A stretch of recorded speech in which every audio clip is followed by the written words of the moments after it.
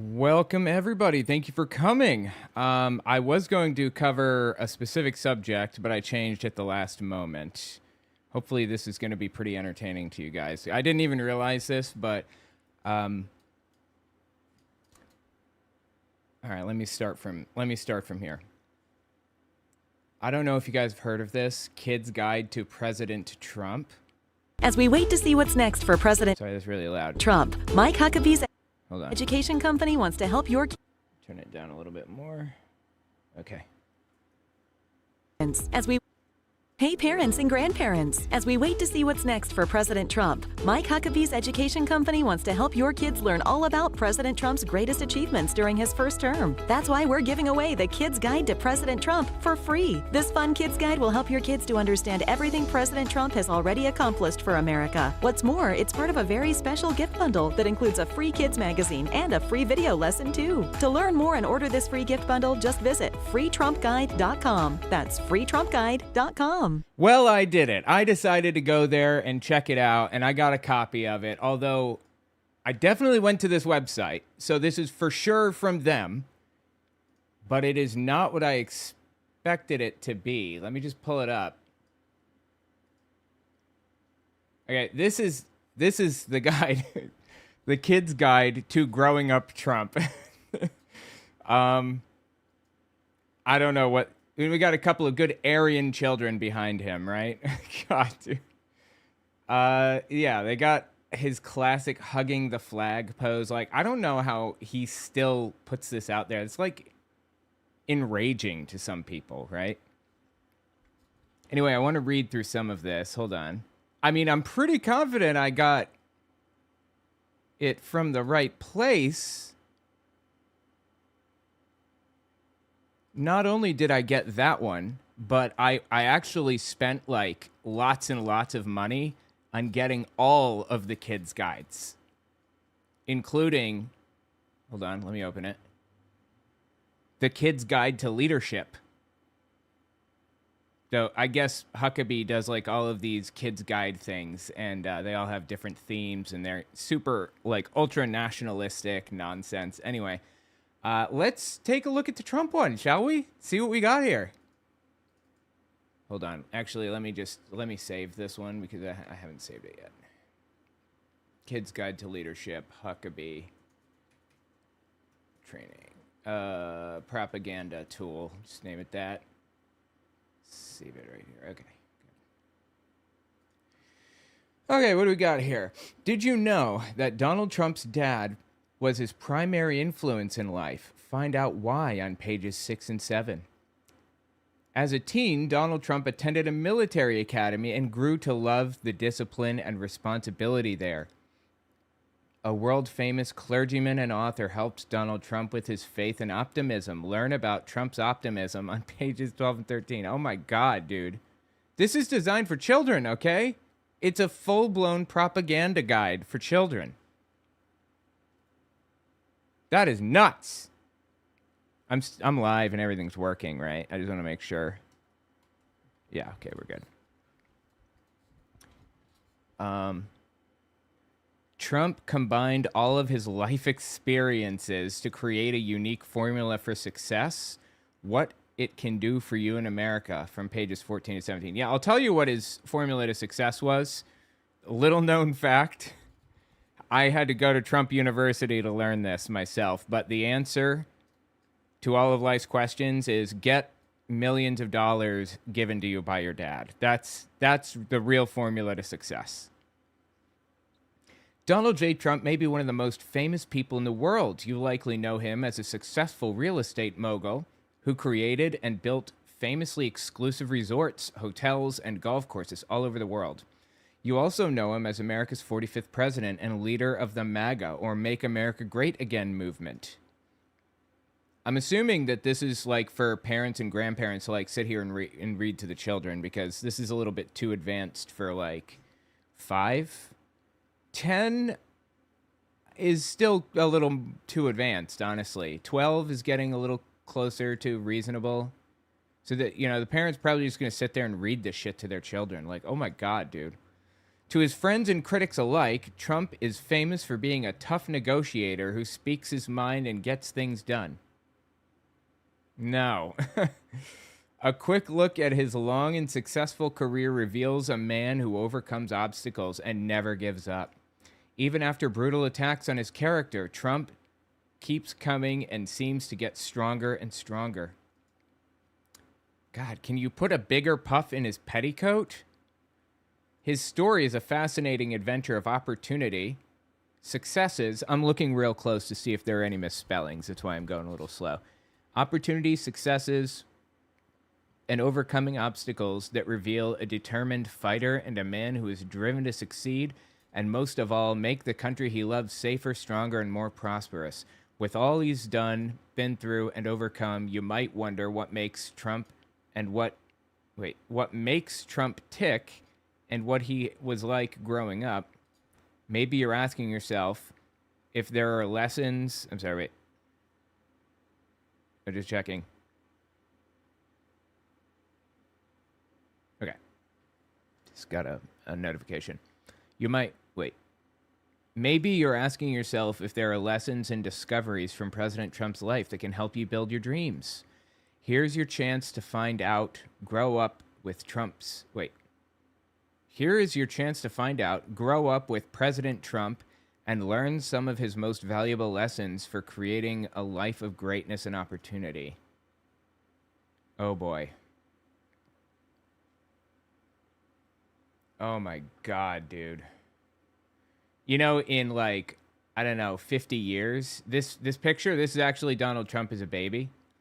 In 50 years, we're going to see this in memes next to the words, "Would you kill baby Trump?" Like, would you kill baby Hitler? People are going to be asking that, just about guaranteed. You doing Sunday shows every second Sunday? No, I'm doing them every Sunday. I just did the line last night. So I decided, I just pushed this back by one day. Anyway. Trump's dad, Frederick. You know Trump's dad's middle name is Christ? No fucking joke. It really, really is. It's German. It's a common surname in Germany, to my understanding. I think it's pronounced Christ, something to that effect. Frederick Trump Sr. Was there a junior? Was there a Fred Trump Jr. I was unaware of?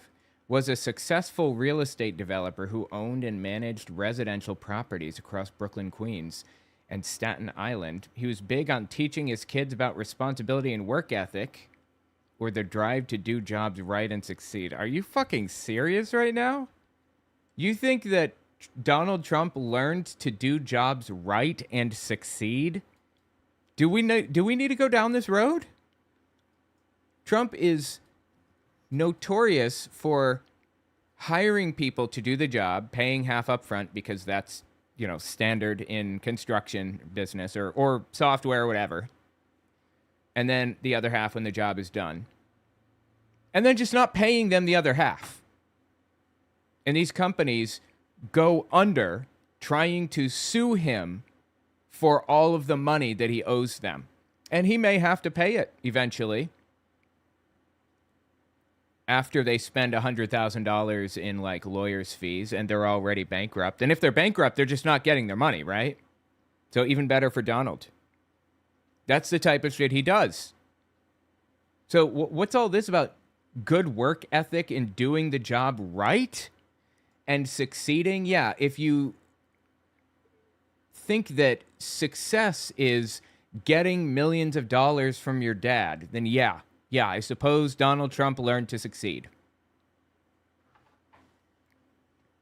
Fred Trump often brought his kids to his construction sites, teaching them about building things, the work involved, and what it took to win at business.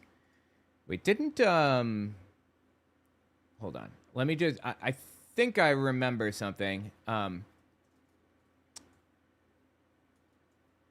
Wait a minute. Let me see if I can find something on the twit. I'm looking for... What's this? What is that change going to look like, Don? What practically you're... No, that's not it. Well, I don't know where it is, but... Guys, we're here in Nook, Greenland. No.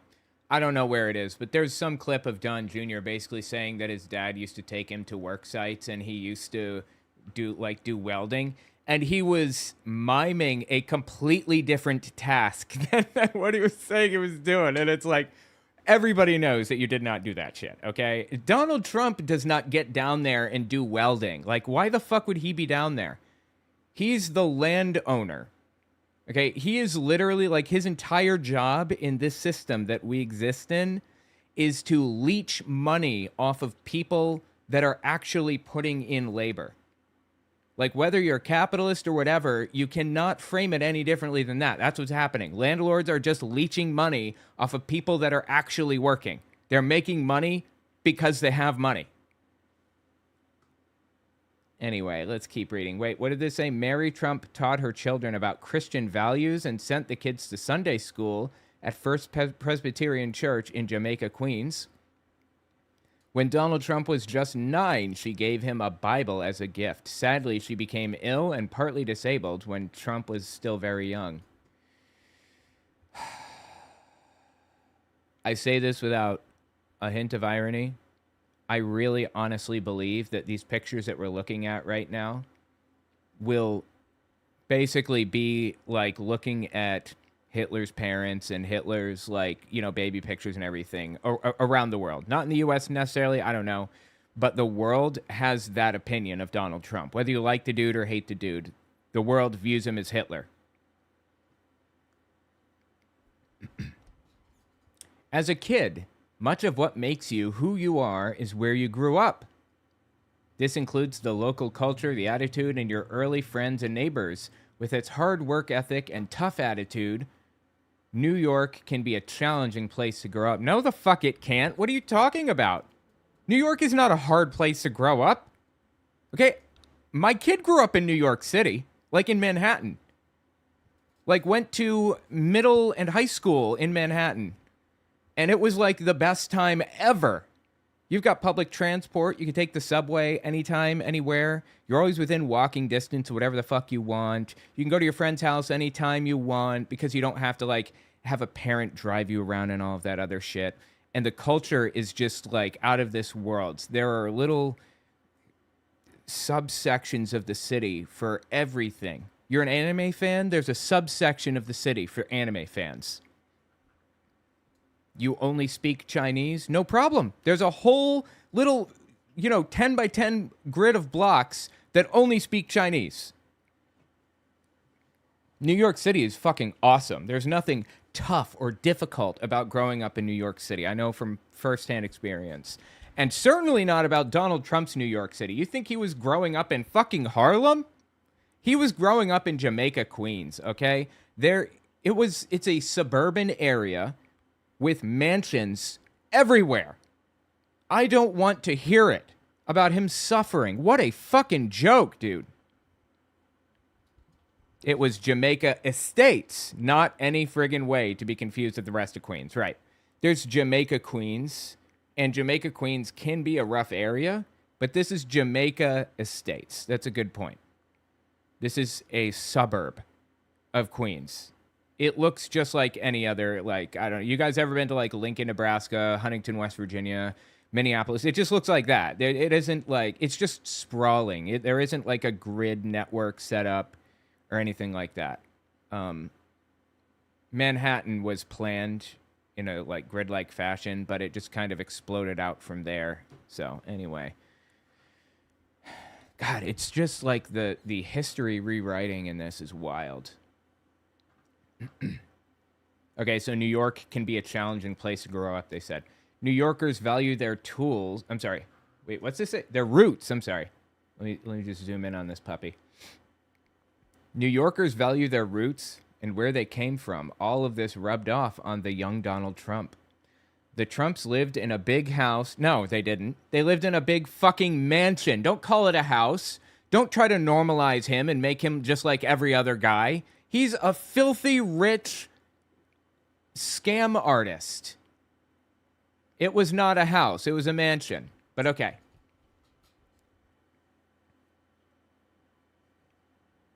Wait. The Trumps lived in a big house, and Donald's friends remember his extensive electric train set, which they would come over to play with. However, while the Trump family was very well off, Donald's dad always reminded his son of the hard work, sacrifice, and dedication it took to build this New York dream. Such a fucking joke, dude. Donald Trump said his father was a good builder. I learned so much from him. No, he wasn't. He wasn't a builder. What are you talking about? Who the fuck told you that? He was not a builder. He was a fucking landowner, okay? He was the guy that sucks the resources out of everything he fucking touches because he has so much money. And Donald Trump learned from the best. Again, like, if you're a landlord, that's okay with me. I don't have a problem with landlords. I'm just saying, if you're earning money as a landlord, understand it for what it is. It's a, it's a necessary component to this society that we live in. But you're leeching off of people. That's it. What is money? It's a representation of labor. And what is labor? It is time devoted to a task that could have been given to some other thing. You know, how many hours of your life do you have? Hold on. Wait. So let's say we live to 80 years old, right? 365 days in a year. And we got 24 hours in a day. 1/3 of that is spent sleeping, at least. So that leaves us with 467,000 hours total to spend with family, to experience life, to learn new hobbies or skills or whatever. That's our life. 500,000 hours. That's it. Total.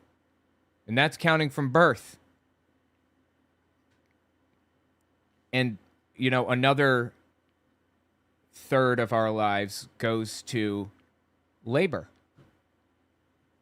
So that's 250,000 hours, give or take, if you're lucky. 250,000 hours go to an employer. You're giving those hours to somebody else that you could have given to your family or yourself or whatever. And you are compensated with money. So money is a representation of those hours of your life that you'll never have back. What is a landlord doing? What does his money represent? Nothing. It represents nothing. It represents more money. His money is not a representation of labor. But, I'm giving, say, 100,000 hours to this one employer. Say I work at Burger King full-time for 15 years. I don't know how many, hours that is. Say I work at Burger King for 15 years, and I give them 100,000 hours of my life that I'm never going to get back. And they give me money for that. That I then give to a landlord who only gets that money because he had money in the first fucking place. The point is that landlords are leeches in this equation. Again, they're necessary. I'm okay with being a landlord. I'd be one, for sure. But they're leeches. He didn't work hard, okay? A good builder. No, the fuck he wasn't. He was not a builder. He was a leech. Like Donald Trump. A lovely guy. I love my father. Yeah, I bet. In your opinion, does a community having more non-Christian religious groups make it harder for far-right Christians to control that community? Having more non-Christian religious groups? I'm not sure what you mean. You mean like having more Muslims? Does a community having more Muslims make it harder for far-right Christians to control that community? In the United States, probably so. I would say so, yeah. Statistically. But there are a lot of far-right conservative, like, Muslim communities. Like, I live in one. It's very far-right conservative Muslim. It's bizarre. I'm renting from a Muslim dude, and there are, like, a bunch of Islamic books in the shed and stuff. Anyway. made the most of his childhood with a big city attitude. Like many tough but friendly New Yorkers, young Donald Trump also had a New York City attitude. His friends described the young Trump as a prankster and practical joker. They say he was loud and brash and liked to speak his mind and trash talk. Though, as his friends also pointed out, he did so in a fun way and to test what others were made of. They can't say a bad word about this guy, can they? He was a shithead. Just say it. He was a shithead. He was a shithead when he was younger, and nobody liked being around him because he was like that. Right? God, this is like astronomical levels of reframing. Also, you know what I heard about him? From Jeffrey Epstein, who spoke about his friendship with Trump on multiple occasions, and the people that knew both Jeffrey Epstein and Donald Trump. They said he liked to pay the people that he knew to let him sleep with their wives in front of him. Seriously. That should tell you everything you need to know about the dude's personality. Anyway, Trump's childhood friends say that Donald Trump's trademark smile is the same as when he was a little boy. Aww. Donald Trump's childhood friends also point out that his attitude occasionally landed him in hot water, as young Donald Trump liked to test the rules. This created, again, you just call him a dickhead. Everybody knows that's what you're saying. Unfortunately, like the 10-year-olds reading this don't. This created some real tension at home, as Fred Trump was a strict dad who did not tolerate foul language or mischief. Okay? His incredible work ethic, quote-unquote, started young. Ooh, okay, that's zoomed in way too much. The people who know Donald Trump best marvel at his work ethic. In fact, seeing all of his rallies and constant appearances, most people wonder how President Trump does it. The answer is simple. He's had a work ethic since he was very young, a drive and ambition he got from his dad. All right, let me tell you a little secret about work ethic. I was on... Oh, shit, I accidentally left this piece of paper over the thing when I was scanning it. I was hooked on drugs for a while there in Huntington, West Virginia. And I got clean after a couple of years. But during that period of time, I found that... I was very young. I found that, you know, working at Burger King or Lowe's or wherever, seeing that building one more fucking time made me want to claw my own eyes out. I didn't want to show up there. I didn't want to deal with any of the fucking people there. I didn't want to take orders through the drive-thru window. I didn't want to make sandwiches. I didn't want to carry gigantic fucking bags of mulch over and throw it in somebody's truck. I just didn't want it. I would rather chew through my own legs so that I would have an excuse to not get in the fucking car and hit the gas pedal. And I thought to myself, like, is there something wrong with my work ethic? Why am I like this? I feel like, you know, it feels like there's something wrong. And then I got into YouTube, which is something that I actually like doing. And I work my nuts off like you guys wouldn't believe. I work like sometimes like 80 hours a week or more. There is no work-life balance. It just blurs together because I love doing it. Having a good work ethic is easy when you love doing something. But again, I say, like, what is it that Trump does exactly, specifically? He owns money. That's what he does. That's how he earns money. He owns it. He's a landlord. He's a leech. He's not putting in labor. What work ethic? What is he working for? Somebody walk in and you sign a piece of paper and you're done? That's it? That's not working.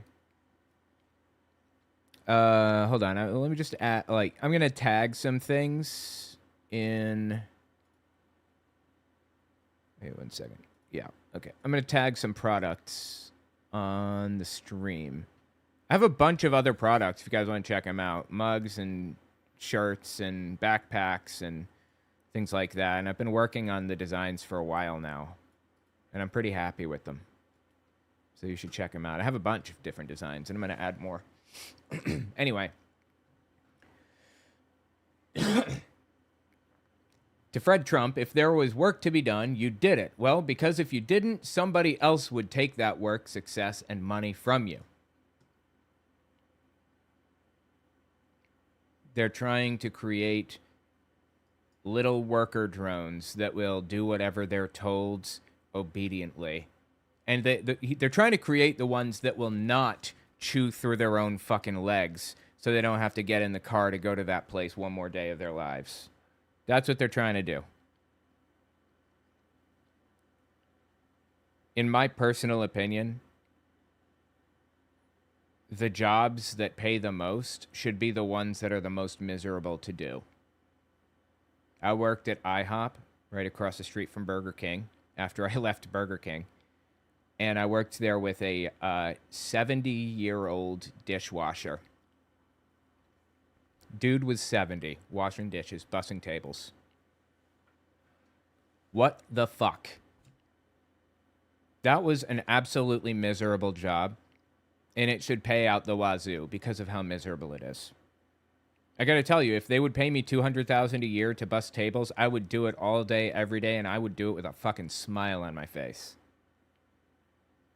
But they don't pay you $200,000 a year. They pay you at best $18,000 a year. So anyway, yeah, I don't want to hear any of this bullshit about stealing money and working hard and all this from Donald Trump or his family. All right, I'm falling behind schedule. Let's continue on here. Wait. Hold on. Why is this not? Wait, 1 second. I'm just trying to. Okay, there we go. Young Donald Trump learned another inspiring lesson that building new things could help bring communities together. Like he gives a fuck about bringing communities together? Okay. Oh, look, he's got war medals. Do you see these war medals? All right, let's see what it says. Fred Trump hoped the discipline of the school would channel Donald's energy in a positive manner. Like many teens, Trump struggled to navigate the difficult evolution from childhood to teenage years when his wilder side took hold and his testing the rules, troublemaking, and joking around increased. Things came to a head when Fred Trump discovered that his boy and classmate. Okay, I'm super confused by the wording on this. That his boy and classmate Peter Brandt were sneaking across the New York bridges into Manhattan.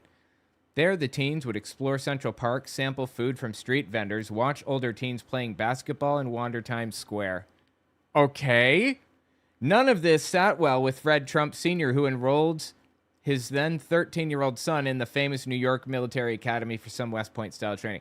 Are you shitting me? He said he was upset with Donald for sampling street vendors' food and watching teens play basketball?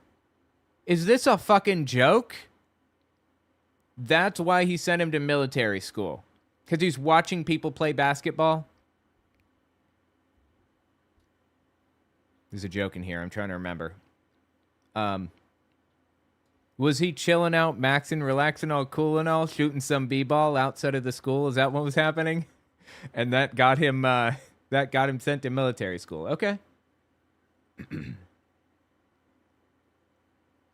Something evolved in Donald Trump at the... Wait, did I read the other part? Yeah. West Point style training. West Point, okay. Something evolved in Donald Trump at the academy. He learned about discipline and leadership. It did not happen overnight.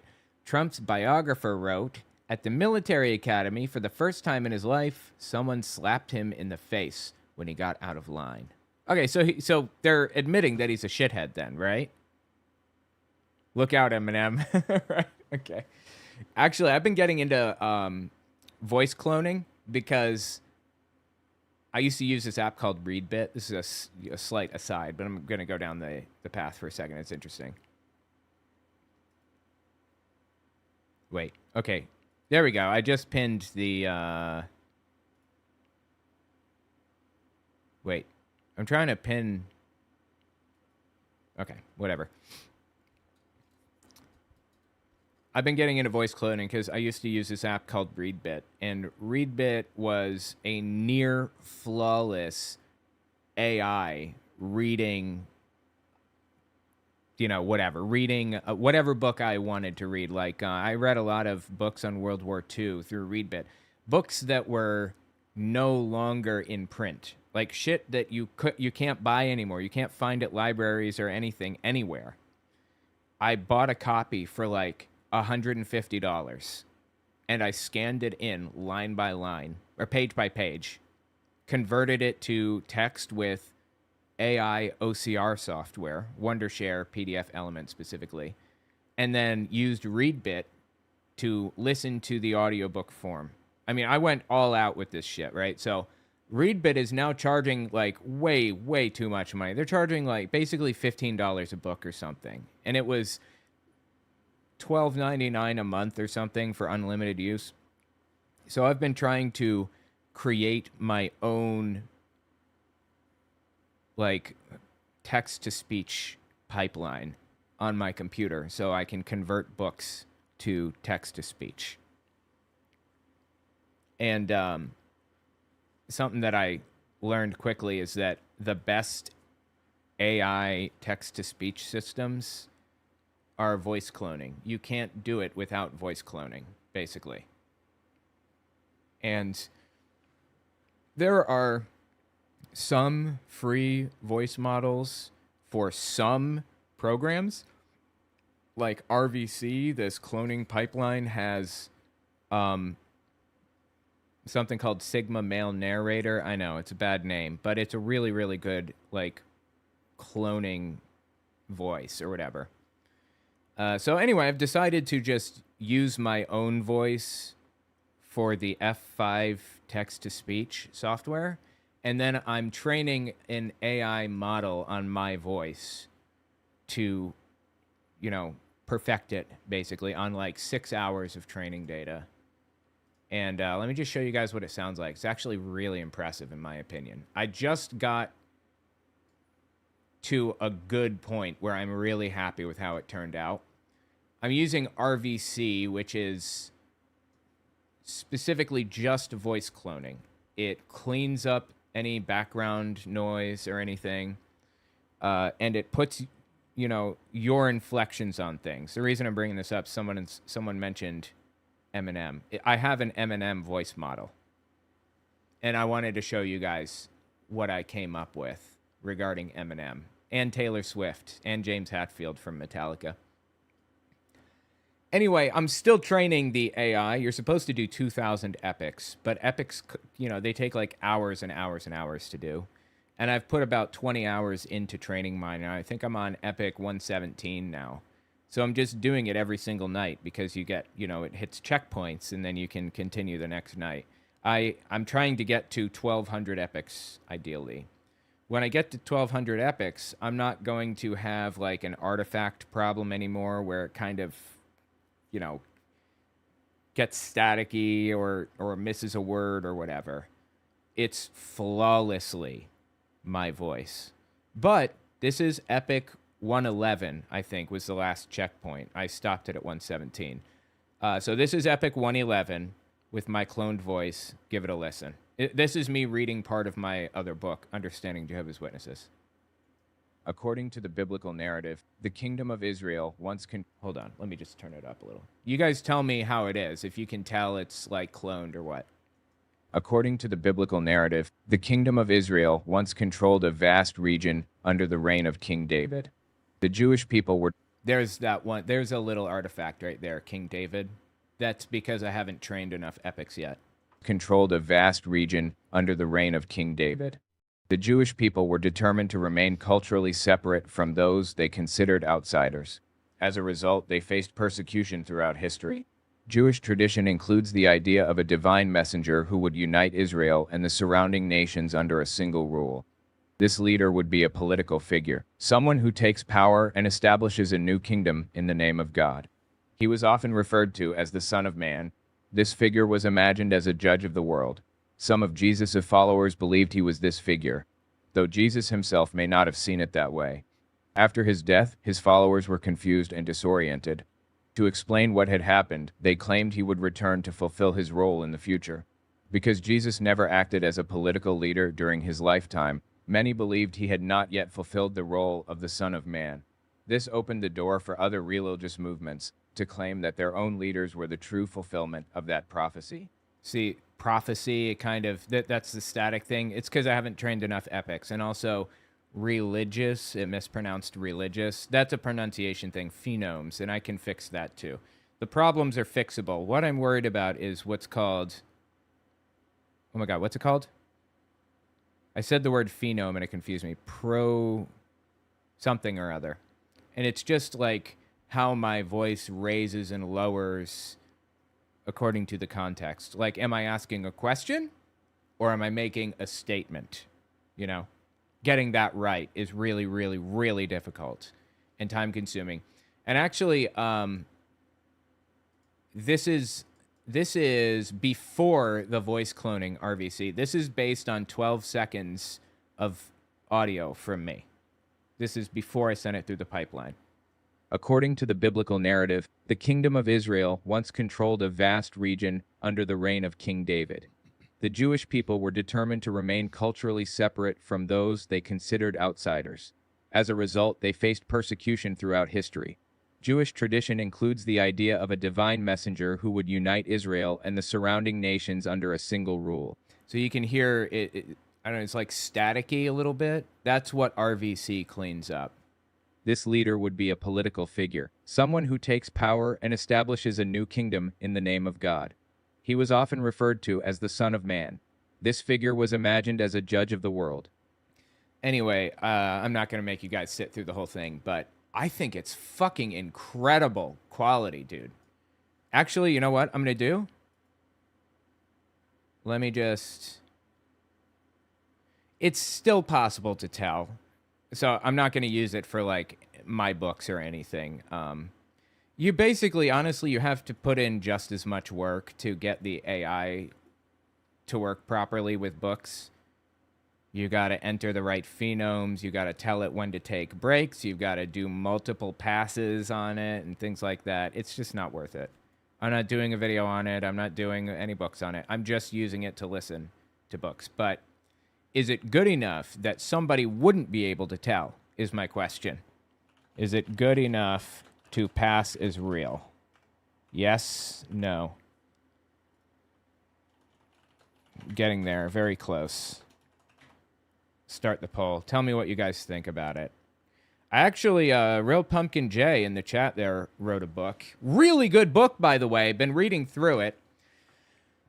I did an F5 pass with it, but it was before I had tuned it in with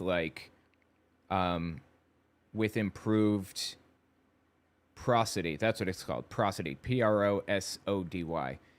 It's before I tuned the prosody correctly. So the statements sound like questions sound like statements, and it doesn't really flow smoothly. I'm going to pass Real Pumpkin J's book through.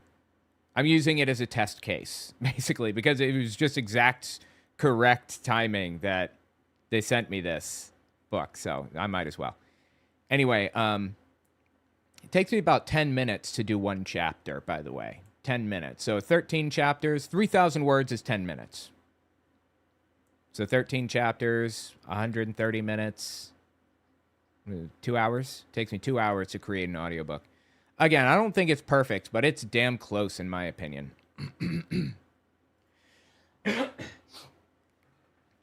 But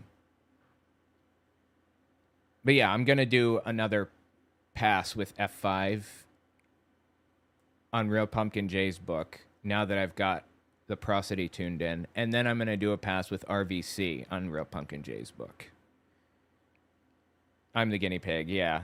And I'm going to send the final product to Real Pumpkin J. And if they want to put it up on Audible, then they can feel free. I give you permission to use my AI voice in this one specific case. Anyway, all right. Pretty close, you think?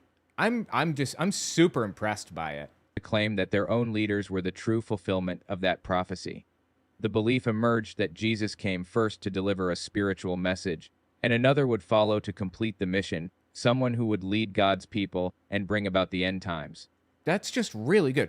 Lead God's people, pause for a comma, and bring about the end times, period. Just the rise and dip in pitch is just like so impressive. And it's a local model that I personally trained on my own shit that I can train off the internet. I don't use the internet for any of this. It's just really, really impressive. I'm just looking through. Anyway, yeah. Okay. I'll continue. Getting there very close makes me satisfied with it. I'm happy with that. I'll work on improving it as I go. I've found little tricks. Oh, by the way, if you want to see my work setup and you want to use this, it's available. You guys can feel free to download the code that I've written. It's on GitHub. Sorry, I'm getting distracted from the Trump thing, but hold on one second. And I have a help file in there that tells you exactly how to set up the models. Like which models you need, how to install them, the importance of certain different things, that type of deal.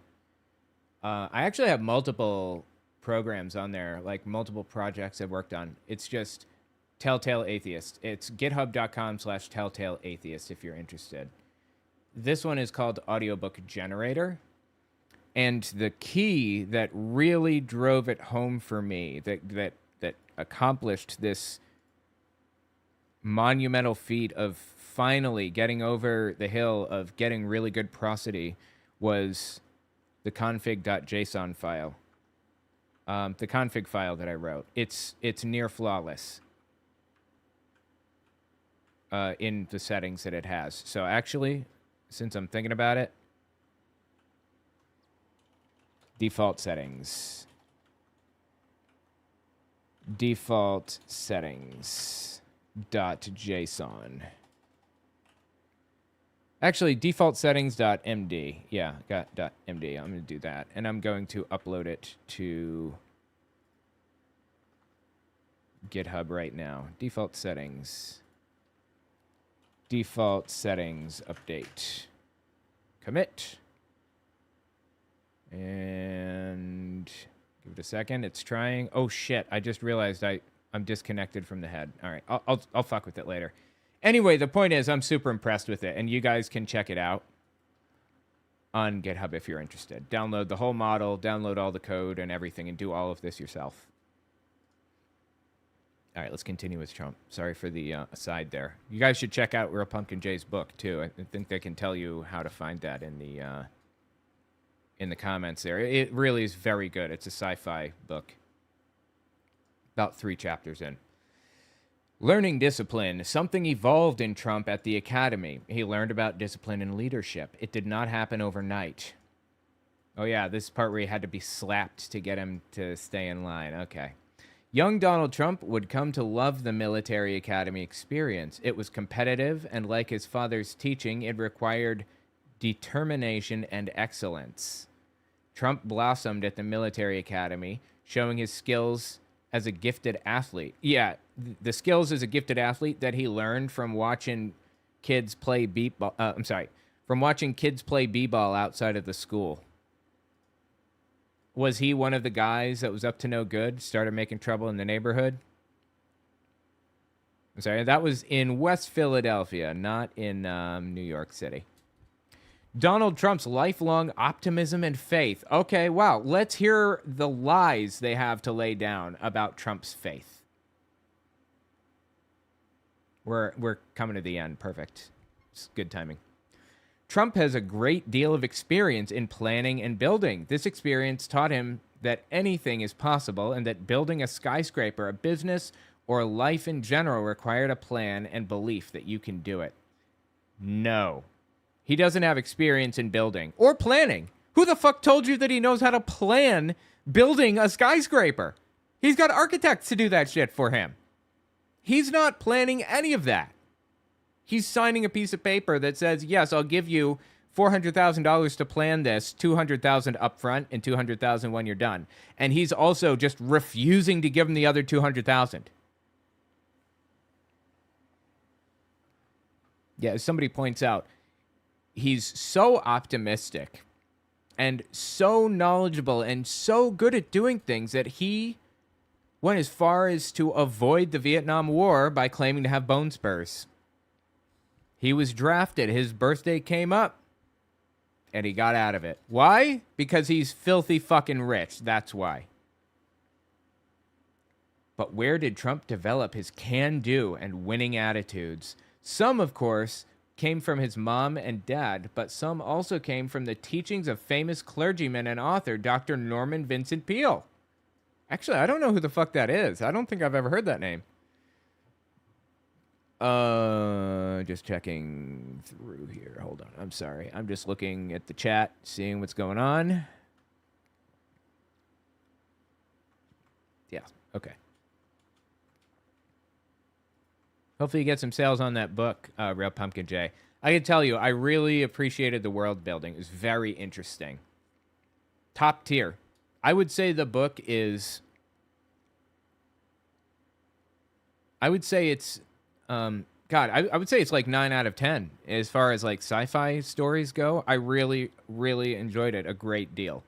I really liked the way that the world was built and exposition took place and the characters were introduced and everything else.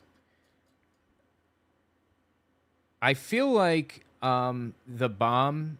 God, I should probably not talk about it too much right now in case somebody hasn't read it. I feel like the bomb situation was a little bit cliche, but everything else about the story... I mean, the bomb situation was still interesting. It's not like it didn't interest me. It was very interesting. Everything else about it was absolutely on point. I got to tell you. It was really good. Anyway, okay. On Sundays, the Trumps would sometimes take their children into Manhattan to listen to Norman Vincent Peale's Power of Positive Thinking, quote-unquote, sermons at Marble Collegiate Church in Manhattan. Marble Collegiate Church. I don't know that. I know St. Patrick's Church. That's like a... where is that? That one... St. Patrick's is a Catholic church, I think? Marble Collegiate Church is... Oh, it's on the Lower East Side. Okay. No, it's in Midtown, looks like. Yeah. Right near the Empire State Building. Okay, cool. Yeah, that's pretty close to Times Square, actually. Reasonably close. Starting to get toward Lower Manhattan, but not quite there. It's on 30... It's on 5th Avenue and 29th Street, basically. Interesting. Just looking through. Those are all really beautiful, nice areas. Like, everybody in those areas is filthy fucking rich. And was 50 years ago, too. Where was I? Hold on, I'm trying to find where I was. Where the hell... President Trump recalls how he loved Peale's thinking. Oh, I see where I was, I think. Peale's inspiring sermons were interconnected with a message of his internationally best-selling book, The Power of Positive Thinking. Peale stressed the lessons of the Bible and also suggested visualizing success, looking the part, and having a positive attitude. Well, those things are actually important. Visualizing it, having vision about how you're going to get there. Dressing like you're successful, dressing like you're, wear a suit and things, that kind of changes something in the way that you see yourself, and having a positive attitude. Never giving up is very important, for sure.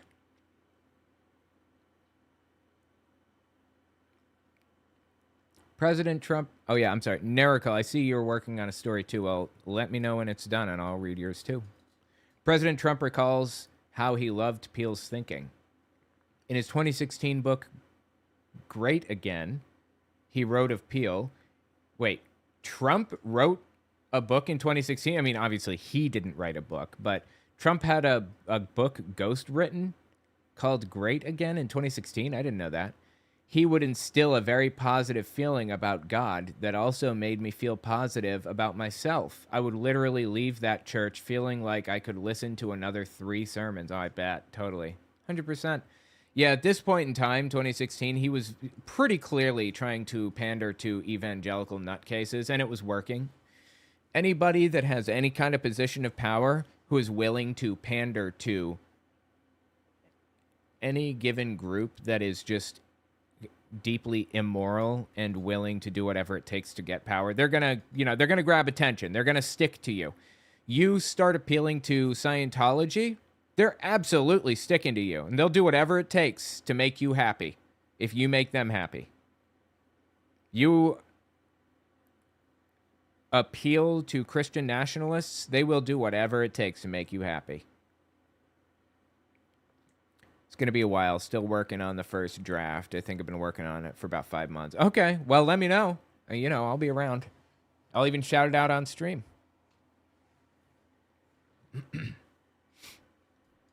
Trump credited Peel's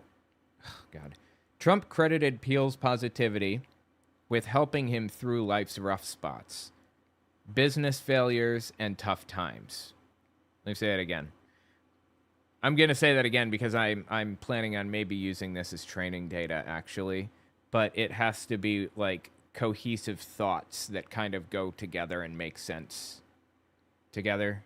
I can't just like jump from subject to subject, and mispronouncing things is particularly bad for training data. So I'm going to try to say this correctly. President Trump credited Peel's positivity with helping him through life's rough spots, business failures, and tough times. Those all look like periods, not commas. Eventually, President Trump became so close to Dr. Peel that Peel officiated at his first marriage. His first marriage? Okay, who was number 2 and number 3, I wonder? Wasn't there a number? Is there a number 4? Is Melania number 4 or 3? I don't remember. I know that he slept with Melania for the first time on Epstein's jet. Is that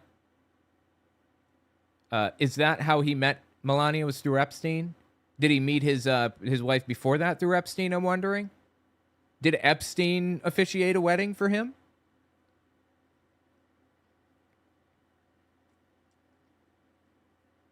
Peel officiated at his first marriage and at the funeral services for both of his parents. Wow, interesting. I thought Paula White was his, go-to fella. Paula White is his spiritual advisor. So I'm not sure, like, he's been tying himself to her and claiming that he's been going to her services for, like, ever when he hasn't.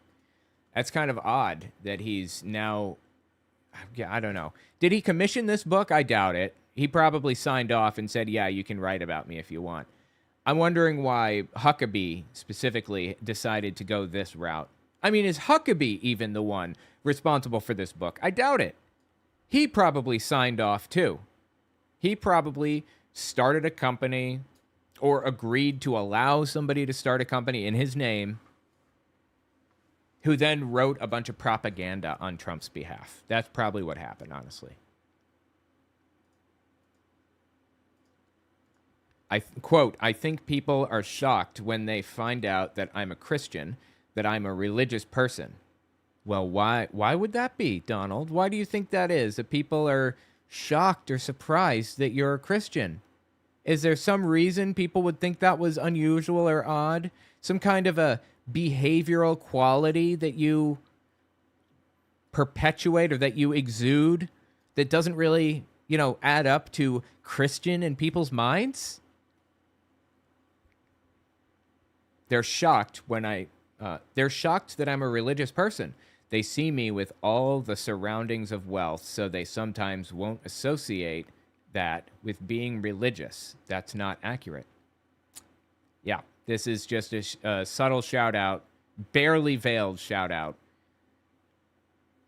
to prosperity gospel. It's okay to have wealth. In fact, Jesus loves the wealthy the most. And that's evidence that they're wealthy.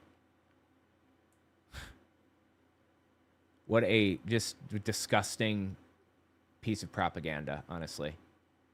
All right, we're so close to the end. I really want to hit the end of this. President Trump built a plan for success from a young age. I don't even have to stream today if I don't want, because I already have like a ton of stuff built up ahead of time. I have a backlog, and I shouldn't have a backlog. I'm trying to do things in a more I'm trying to do things in a way that is where I'm not doing things late, where I'm not talking about subjects later than usual, than everyone else. So anyway, I'm going to start releasing a couple times a day till I burn through that backlog. But I can take my time on this, is my point. I can read about this as long as I want. After graduating from the New York Military Academy, Donald Trump started to apply the lessons of his life. Started to apply the lessons of his life to building his future. He started his next journey at Fordham University in the Bronx. Yeah, Fordham University is at the end of the Metro North Railroad, which lets off at 125th Street also, and Grand Central. Again, I lived there for a while. I just moved away from Manhattan, actually. During the 1960s, when most teens and young adults were getting involved in protesting and rebelling, oh boy, rebelling, you see that word?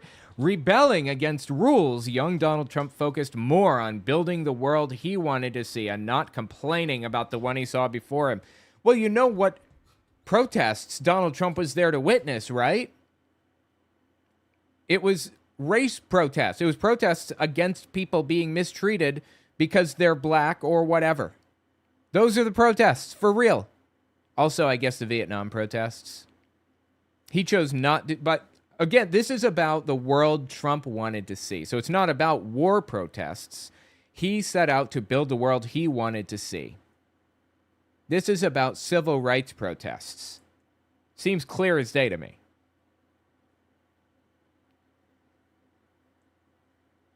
Oh my God, these people are just fucking vile, dude. Staying focused. Unlike the military academy, where Trump was very social, in college he buckled down and spent less time socializing and having fun. He also commuted to school so he could work with his father's company during his free time. He commuted to school? I don't understand what that has to do with working at his father's company. The teenage Trump was also focused on his career. The teenage Trump was so focused on his career that his friends recall him coming to class in a three-piece suit and carrying a briefcase. What happened to being a builder? I thought he was a builder. What was all that stuff about, like, you know, masonry and welding and shit earlier? You gonna do welding in a three-piece suit? Dreaming big. Fellow students at Fordham remember President Trump doodling skyscrapers and apartment buildings in his notebooks. Again, this is all propaganda. I don't believe a word out of these pages. Maybe it's true. It's possible. But look it up elsewhere. This is like a low-stakes thing anyway. Who cares? Just don't trust it, is the point. Using the power of networking. Working with his dad on the weekends, Donald Trump learned more of the power of networking. Yeah, networking is everything, honestly. It's all about who you know. Fred Trump was skilled at getting along with many people, from local political leaders to business moguls and construction executives. These people's skills helped Fred Trump get building permits, financing, and tax breaks.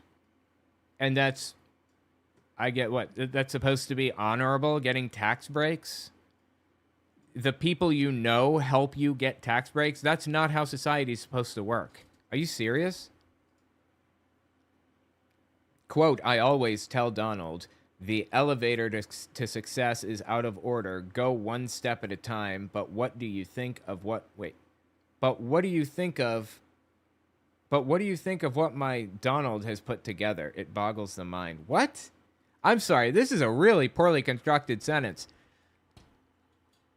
I always tell Donald the elevator to success is out of order.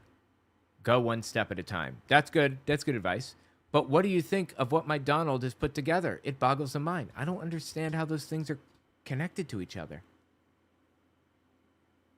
Okay, we got one more page here. 5 important lessons from the life of Donald Trump. As you've read, the young Donald Trump absorbed many critical lessons and incorporated them into his plan for success. What's important to remember is that Donald Trump learned these lessons in multiple ways and from multiple people. Quote, now, this is in a speech bubble next to Donald Trump. Just before he became president, Donald Trump said he was a firm believer in the power of being positive. I refuse to give in to the negative circumstances and never lose faith in myself. Okay, whatever. 1, choose strong role models. Oh, and of course, Donald Trump's a great role model, right? That's what they're telling us here. From early on, Donald Trump modeled himself on the strong work ethic of his dad and the faith of his mom. Again, what fucking strong work ethic? The dude literally sits there and signs papers every day. At best. Again, he's a landlord, okay? He is doing nothing but taking in money for nothing. And the faith of his mom. You think Donald Trump is like a holy man? He might be our first atheist president, honestly. I would argue that he might be. Not that I like that. I'm just saying. 2, set goals. From a young age, Donald Trump wanted to be in real estate. Build things and provide jobs and opportunities for others. He focused on learning and made sure to pattern himself for the future, even dressing the part. Yeah, this little bit right here. Build things and provide jobs and opportunities for others. This bothers me so much. I heard Cenk Uygur on TYT say that he's a job creator, basically. And he said he's got 75 families to feed, 75 mouths to feed, 75 employees. And it's like, to me, that is the wrong way to view it. As a business owner, you don't have 75 mouths to feed. Those 75 people have your mouth to feed. Because, again, you are profiting from the hours of their lives that they're giving up to make this whole system work.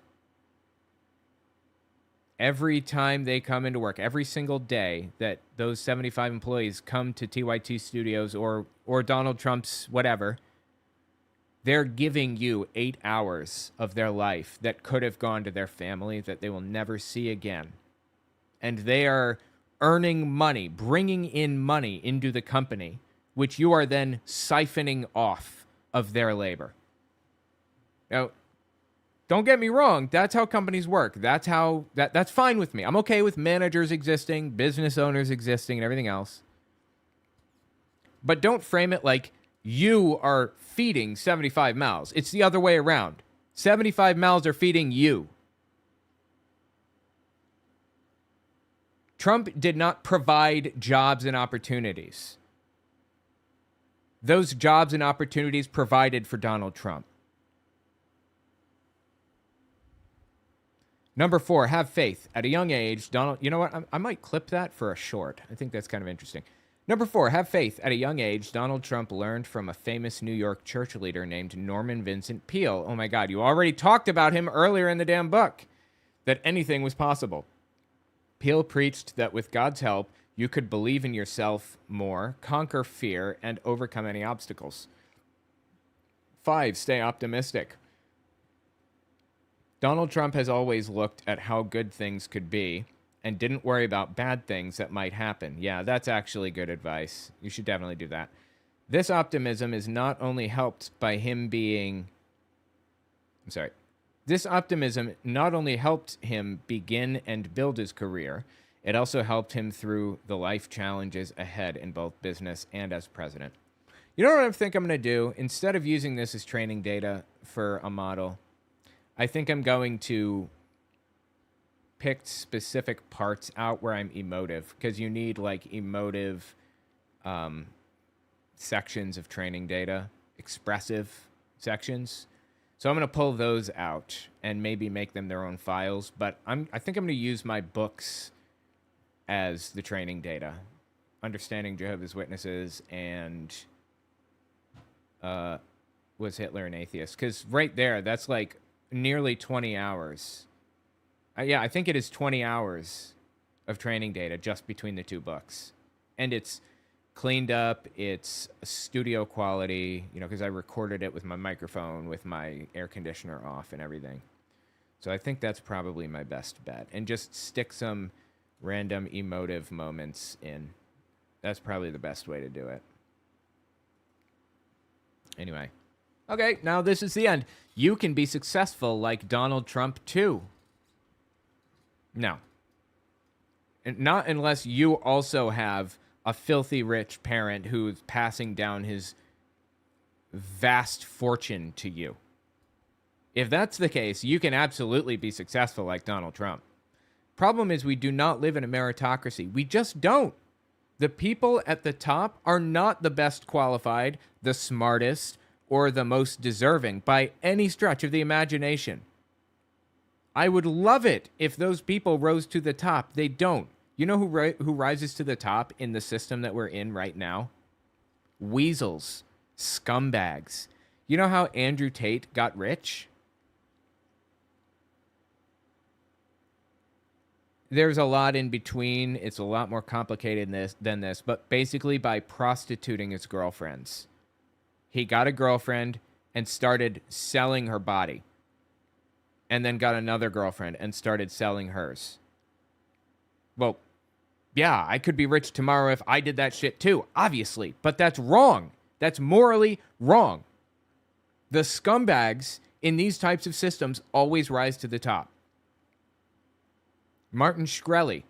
Remember that dude who raised the price of HIV medication 800 times what it was or something? Also bought the rights to insulin and raised the price of that forever ago? He got rich by stealing people's patents and stuff like that. If you're a scumbag, you can make it to the moon. That is who rises to the top in this situation, in this environment. Scumbags that are willing to step on people's faces to get to where they want to go. So your success right here, you can be successful. It's not linked to hard work in any way. I worked my nuts off at Burger King, and it did not get me to a skyscraper in Manhattan. Maybe you won't be the president, but Donald Trump's path to success is one that you can follow as long as you have the grit, determination, drive, optimism, and faith. No. Of his work, Trump wrote, "It never stops, and it wouldn't have it." It never stops, and I wouldn't have it any other way. Give back to our country. Yeah, I make way too many mistakes for this to be training data. Give back to our country. Even back in 1987, Donald Trump was very much the man he is today, someone who sees the importance of America in the world the importance of America in the world and the responsibility to help those less fortunate. He also learned from his education and life that America's strength and independence was impossible without economic independence and maximum opportunity.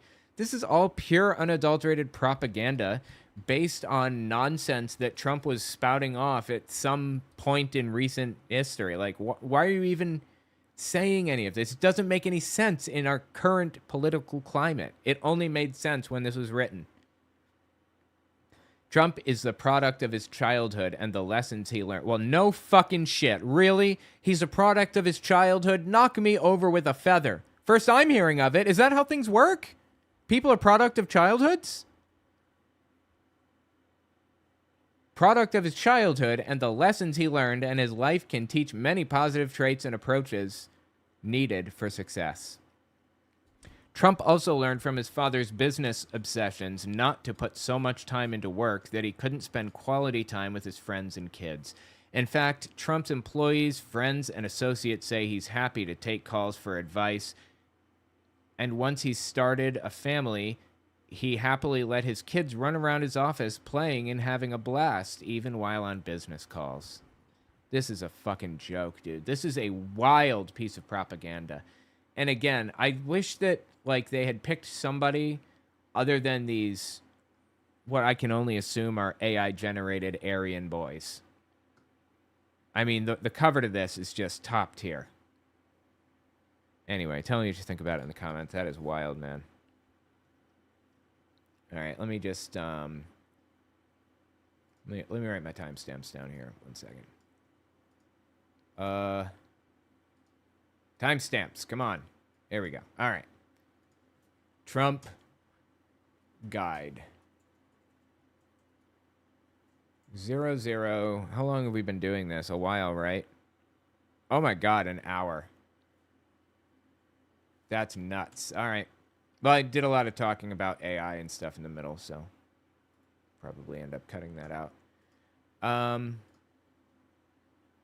Oh, yeah, and then there's this one. We're not going to cover it right now, but then there's this one, Guide to Leadership, Kids Guide to Leadership. Leadership is a skill. That's true, it is. George Washington. Don't you love how these people, like, deify Martin Luther King Jr. and just completely ignore the fact that the dude was a socialist?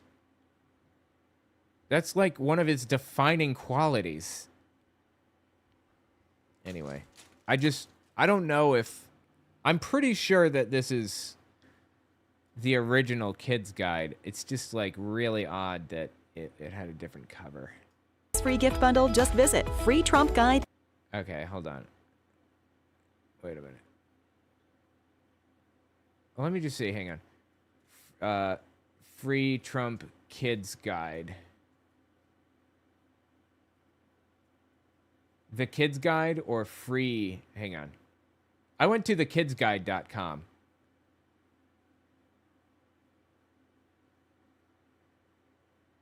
But this is freetrumpguide.com? Wait.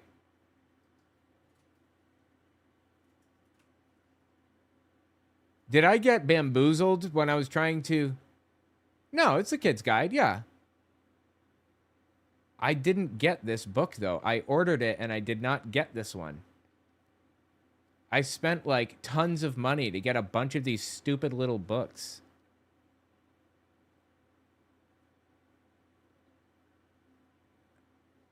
And they didn't even give me the right one. I'm just looking through the list here. Limited time special. I think I got this one. What our families have to say. We started homeschooling last year, decided to try out the Kids Guide. No, go back.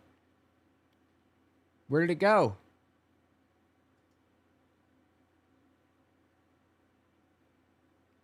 Try out the Kids Guide for extra history. Oh my God, dude. They've been amazing, and my boys really love them. No, God, back. I'm trying to read it, damn it. They get excited when they come in the mail. I have even shared them with friends. Thank you for helping my children get excited about history and learning about our country. I wish I could have had this when I was younger. Maybe I would have liked history more. This is just pure, unadulterated psychosis, man. I'm telling you.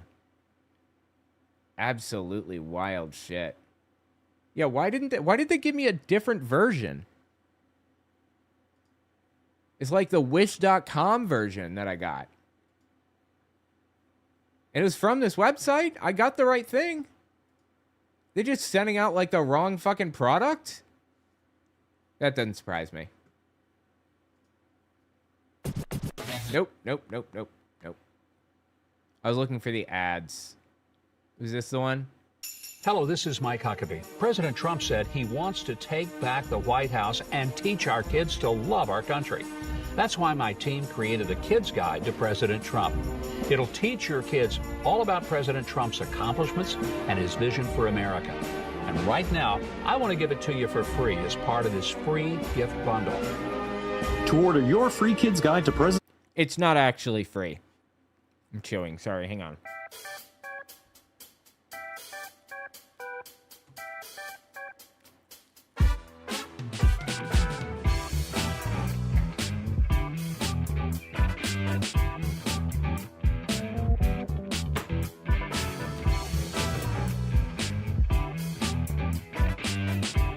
Okay, sorry.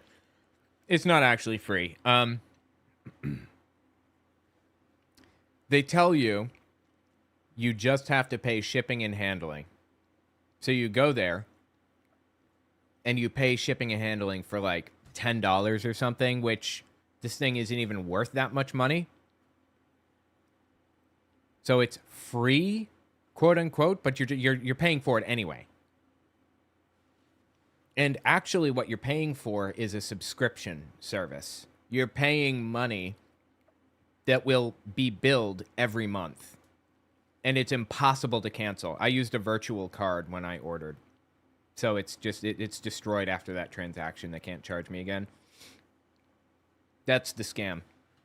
And they have a bunch of different ones. So, you know what? I was like, I'll pay the shipping and handling. Why not? And I'll order a bunch more. I ordered like 5 or 6 of them, I think. And it was pretty expensive. I think it was like $100. Or maybe not quite that much, but many, many bucks. Trust me on that one. Anyway, Jesus, dude, what a scam. Absolutely scam. I'm sorry, absolute scam.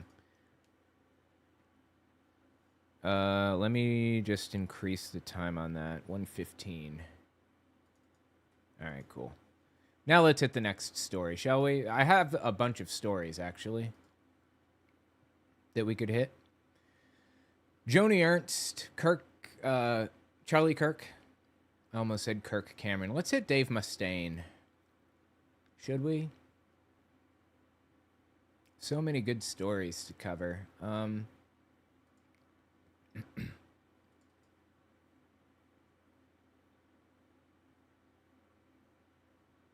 Hold on, I'm just trying to sync my files here. Shit, I didn't sync my files. Oh, that sucks. Okay, sync clips. Child exited with status 23. Ugh. Alright, whatever.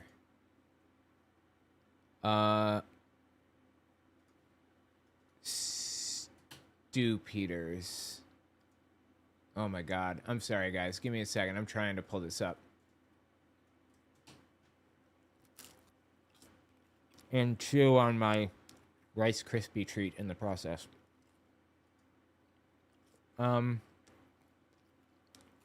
Dude, Rice Krispie treats are so fucking good. It's crazy. Charlie Kirk versus Cambridge. Yep. That's the one. We're going to be talking about it tonight. Alpha 40 sent it to me. Oh, I should take a look at Super Chats in a second.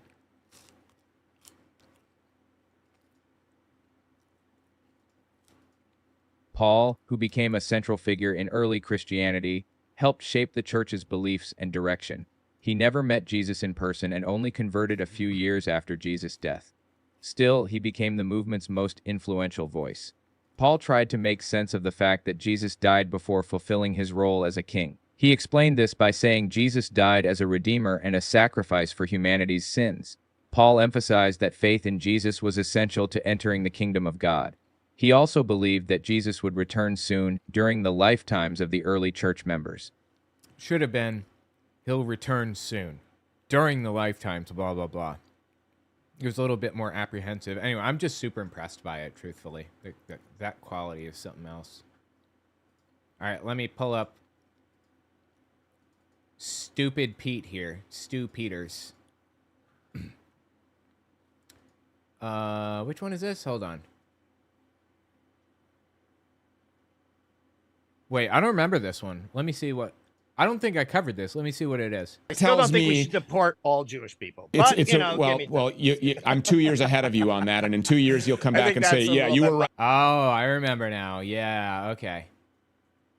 Let's cover this one. Stu Peters tells guest he wants to people. Guests disagree. Okay. Disagrees. Got it. And then open up. Wait, where the hell did it go? Here it is. Stu Peters. This one. Oh, God. I didn't check the text on this for anything questionable. I hope there isn't anything like really psychotic. Yeah. This is good. Perfect. Thank you so much for being here. I appreciate it. Thanks, Stu. Always love coming on your show. Cash. Yeah. Okay, this is the one I was looking for. You know what? Now let me pull up a couple more from Stu Peters. Hold on. There's nothing more patriotic than the thought of shedding blood and dying for your country and being willing to do it. I mean, that's some nuts on the table shit. Okay. So cash. Do they have? And we should think about Pastor adult. Yeah. Okay. I want Oh, God, what a colossal sack of shit, honestly. Stu Peters is the biggest sack of shit alive. Nearly. Guess what? I had to wake up. I want to. And then this one. Ugh, God, this is really frustrating.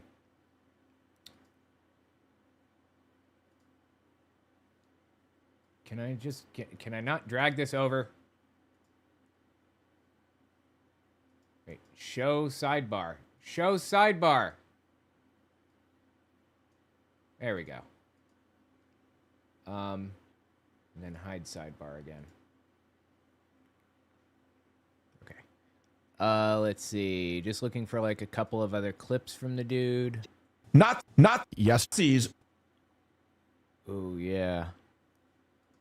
This is good. Yeah. Hero. Is this the one? Hang on. Let me see if this is the one I was thinking of. Nazis were fighting against perverts and pedophiles. And some of those acts, including those Nazi. Yeah, this is what I was thinking. Okay, cool. We'll hit this. So I don't know if you guys follow Stu Peters at all, but he is like an Alex Jones almost, and he is out of his head, dude. Oh my God, this guy is crazy. And not only is he crazy, but I have watched his journey over the past few years go from an absolute unglued from reality nutcase to a full-blown self-avowed Nazi. I guess he's not... Yeah, I'll say he's self-avowed. I'll say he's a self-avowed Nazi. When you see pictures like this on his timeline on the twit, just doing a little light reading on my flight, and he's reading Mein Kampf by Adolf Hitler, or when you see him tweet stuff like this before Mein Kampf, and he was like, a mess, and he was like a thug, quote-unquote, as he would put it, after Mein Kampf, wearing a suit, standing behind a jet... He's a Nazi, right? He's coming out and he's saying he's a Nazi on here, effectively. He doesn't like being called a Nazi. And I think he sued somebody over it a while back. But, I feel I'm establishing the facts here. Check out what happened to him. He was going to speak at a veterans group, and it was canceled. And he is miffed, using slurs and everything. I had to censor them. I have also been barred today from the Norfolk, Virginia VFW, where the USS Liberty veterans had moved my speech to during the memorial service for their fallen brothers, who again were murdered by Israeli Jews. Oh boy, we're going down this. Like, I'm disturbed by what Israel is doing in Palestine. I stand for the Palestinians 100%. But Stu Peters isn't in favor of Palestinians. He fucking hates Jews. That's the bottom line with this dude. It's not about, like, war crimes or morality or what, is it good or bad or whatever that they're doing. It is, he just fucking hates Jews. That's what it's about for him. And he always looks for an opportunity to talk about how Jews are blah, blah, blah, puppet masters and all that other shit. He really got famous off of, like, the QAnon wave very much. Service for their fallen brothers, who again were murdered by Israeli Jews. The local media, they're now calling up a bunch of to go on the news and cry and kvetch. Oh my God, dude. What a colossal piece of shit. Seriously. What broke in this guy's head? Throwing around the K-slur for Jews like this. And like, I don't actually know what the other word was that he said, but I hesitate to even repeat it because it might be a slur. They're now calling up a bunch of to go on the news and cry and kvetch. Get me the closest rabbi. Bring him to me now. We need the rabbi on the news to talk about how dangerous I am, to talk about how prolific of an anti-Semite I am, about how I stand accused of anti-Semitism of the highest order in the eyes of their Talmudic court of injustice. So what, are you denying that you're anti-Semitic? You can criticize Israel, and I do, often, without being anti-Semitic. There's a difference between the state of Israel and Jews. And if you conflate the two, you are effectively, what's the word I'm looking for here? You are tacitly admitting that it's an apartheid state. It is either a Jewish state or a free, democratic, open state. It cannot be both.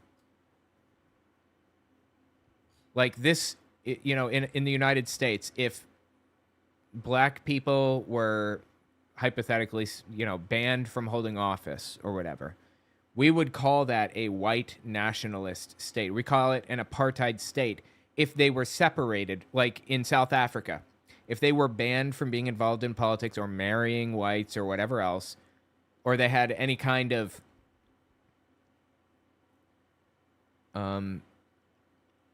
heavy regulation making their lives more difficult, that would be an apartheid state. We would accept that was wrong, no matter what. The idea that they're calling it a Jewish state, I mean, the far-right nutcases at the top should tell you what you need to know. It's an apartheid state right now. Anyway, the point is that Stu Peters doesn't care about any of that. It's not what it's about. It's all about just hating Jews with him.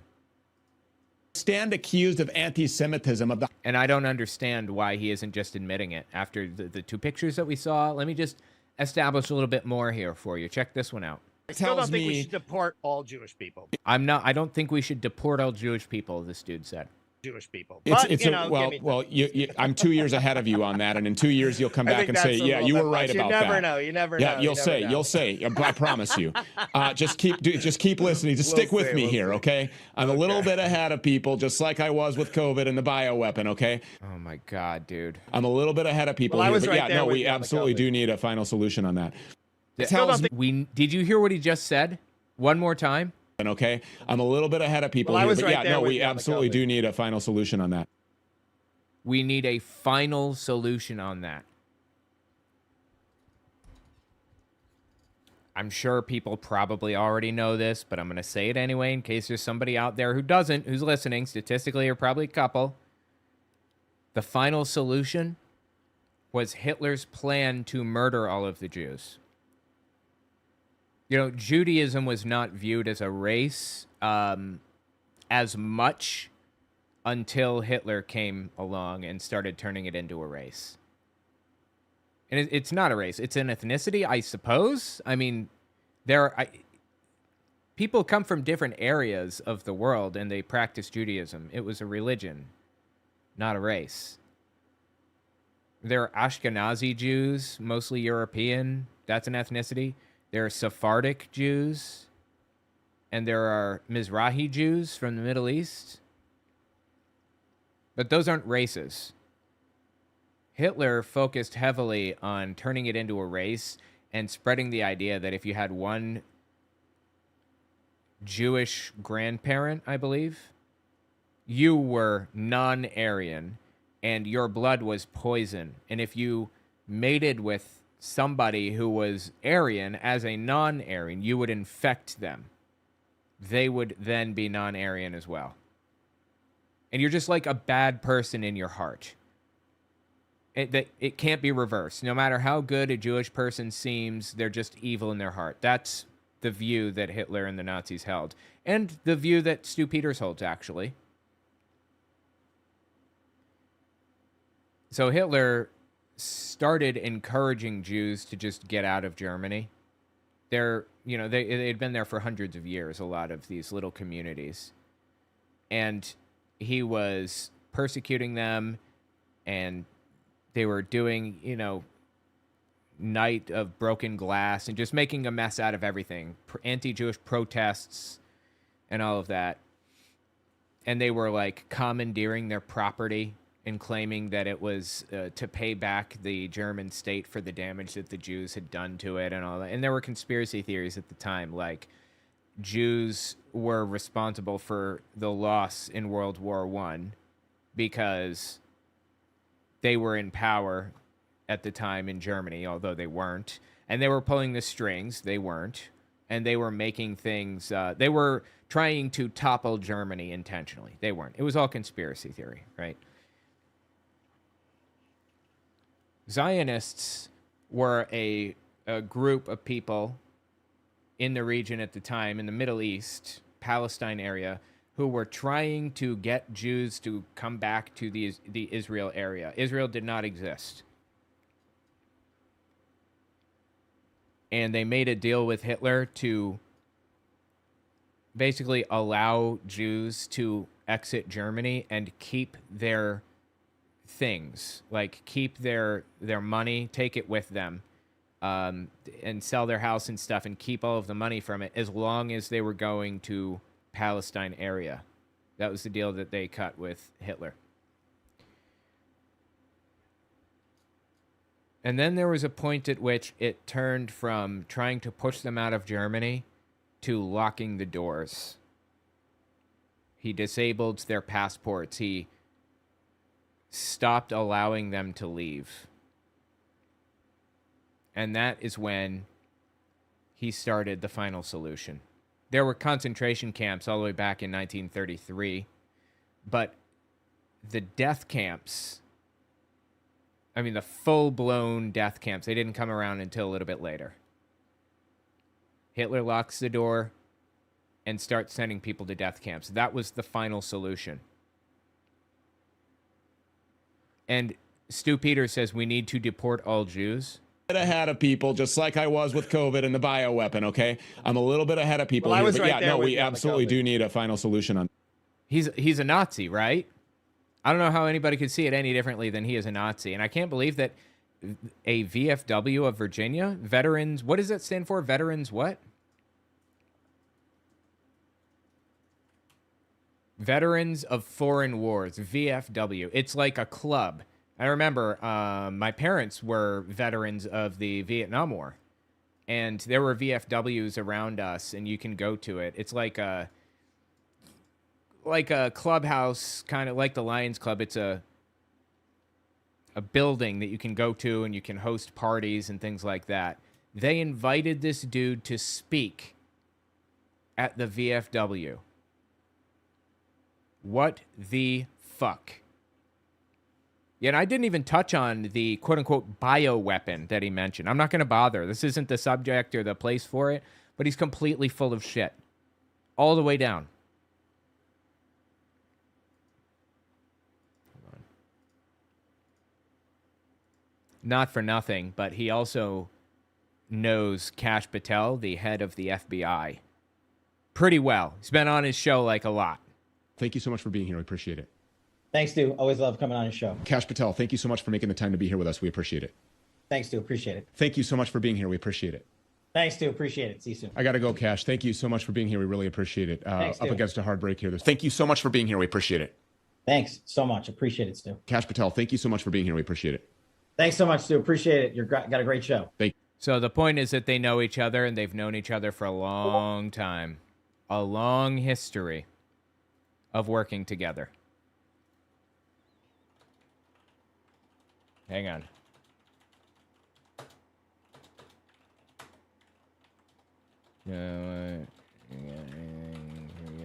Okay. Let me just kind of establish, I mean, knowing that Kash Patel is in the mix. You know what, actually? I may move that Kash Patel clip closer to the front of the video, like after the first clip that we cover, so that I can establish the importance of talking about him in the first place. And I'll just say, just a reminder for editing when I do it. Kash Patel,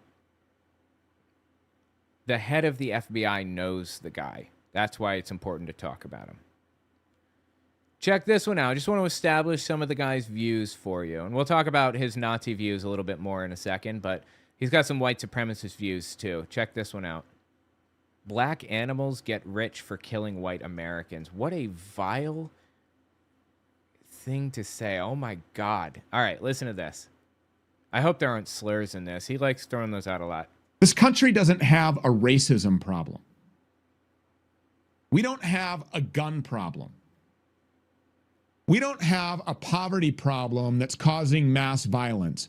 What we have here is a black problem. We have a problem with black crime. Jesus fucking Christ, dude. Look, the thing is, I've said this before. I'm going to say it again for anybody who's new here. There is a disparity between the black community's success in American society and white people's success in American society. Black poverty rate is higher than the white poverty rate. Certain statistic, I think like certain crimes are higher for the black community, like maybe murder is higher for black community. I'm not sure. Like there are some statistics that are higher for black people than for white people. Now that can be the result of one of two things. Either that's happening for some societal reason, something that can be fixed. It's happening because, you know, they've historically been oppressed and they, you know, we need to like rise them up out of poverty. Because of course poverty is the leading contributing factor that leads to crime in the United States. So it's either that it's a societal problem that can be solved, or it's a genetic problem. They're just genetically like that. And if you believe that, then you would agree with Hitler. That's Hitler's beliefs. That's what set Hitler apart from other people. The fact that he believed that races were inferior to each other genetically. Among other things, of course. The point is that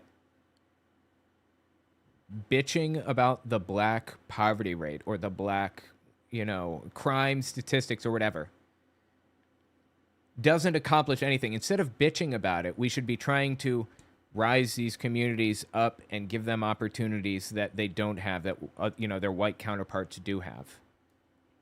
Bitching about it is solely to signal that you feel that you're superior. That's it.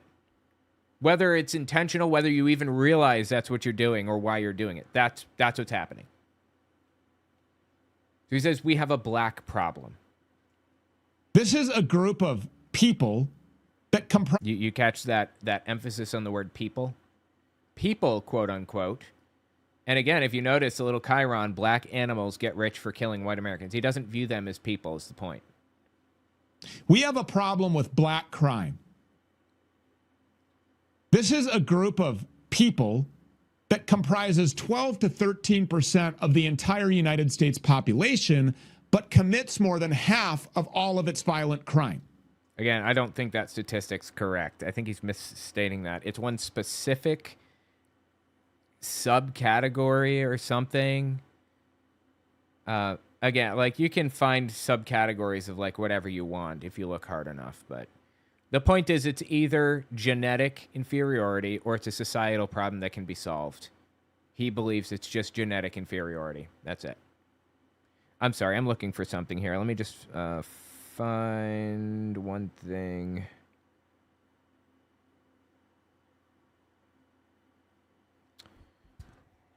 Hold on. As my sister would say, uno momento, por favor.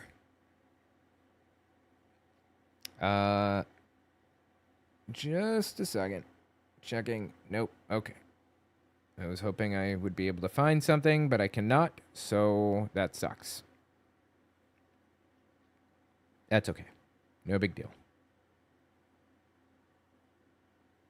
I will find something different.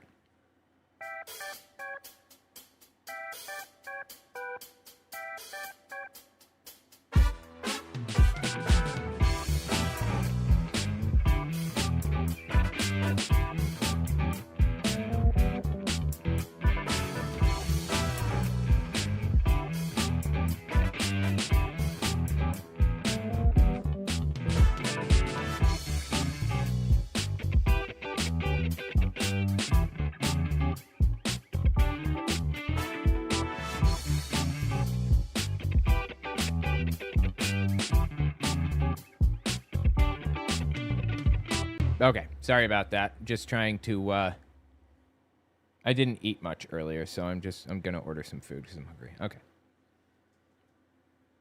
You're more likely to be murdered by a black woman than you are by a white man. Again, like, he's playing with statistics. It's called P hacking. He's basically cutting the end of the graph off to make it look way different than it actually is, to misrepresent reality. You're more likely to be murdered by a rich black person than by a poor white. Okay, you're more likely to be murdered by a rich black person than a poor white person. Are you shitting me with this? Like, a lot of the stuff he says, I feel like there's probably like a grain of truth to it, that he's like twisting out of proportion. There's no way there's any grain of truth to this, right? No need to wonder. Just loaded up our question gun. Let's go answer hunting. Let's see. Just heard a neo-Nazi claim that you're more likely to be murdered by a rich black person than a poor white person. Is that true in any way? Searching the web.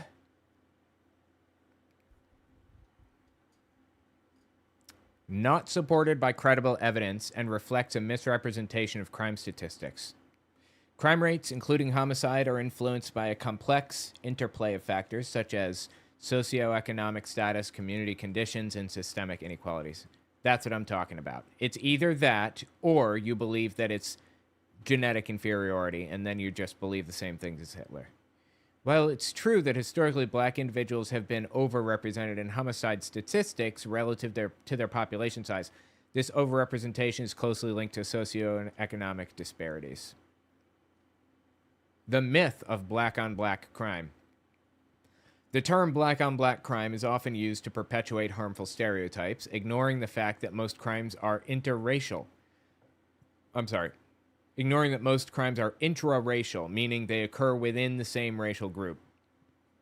According to data, both black and white individuals are more likely to be victimized by someone of their own race, primarily due to residential segregation and social patterns. The assertion that wealthy black individuals are more likely to commit murder than poor white individuals lacks empirical support and oversimplifies the complex factors contributing to crime. It's essential to approach such claims critically and consider blah, blah, blah. So the point is, no, it's just completely made up.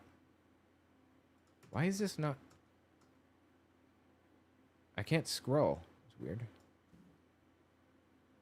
They are overrepresented in every single criminal statistic you could possibly think of. That's just not true. It's just a lie. It's a flat-out, bald-faced lie. It's unsustainable. Yet it shows no signs of stopping. And as the Carmelo Anthony saga and all of these other cases play out, you can rest assured we're going to see more violence. We're going to see more viral news stories. We're going to see more black victimhood. We're going to see more attacks on whites. And that's not fear-mongering. That's just the truth. It's time that we have a national conversation about the problem that we have with blacks. Point is that he knows Kash Patel very well. Had him on his show a lot. He is a full-blown Nazi, in my personal opinion. And he is way too close to power for my comfort. Now, I mentioned earlier that this guy sues people when they call him a Nazi, right? Let me establish what I'm talking about and show you why he would have lost the lawsuit if it actually went anywhere or if it wasn't dropped. I don't actually know what happened with the lawsuit. Listen to this, though. He was on... The hell's it called? Oh my God, what's it called? Myron and Gaines, something Gaines, not Vegan Gaines. What the hell's it called?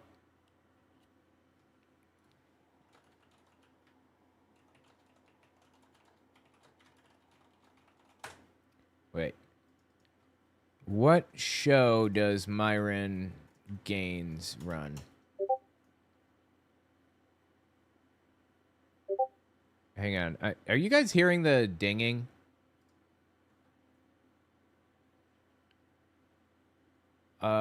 let me just... I hope you're not hearing the dinging. Let me just turn on streamer mode.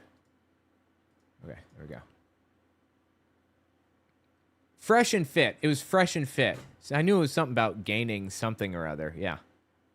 You are hearing the dinging. Okay, I'm sorry, guys. I'll fix that later.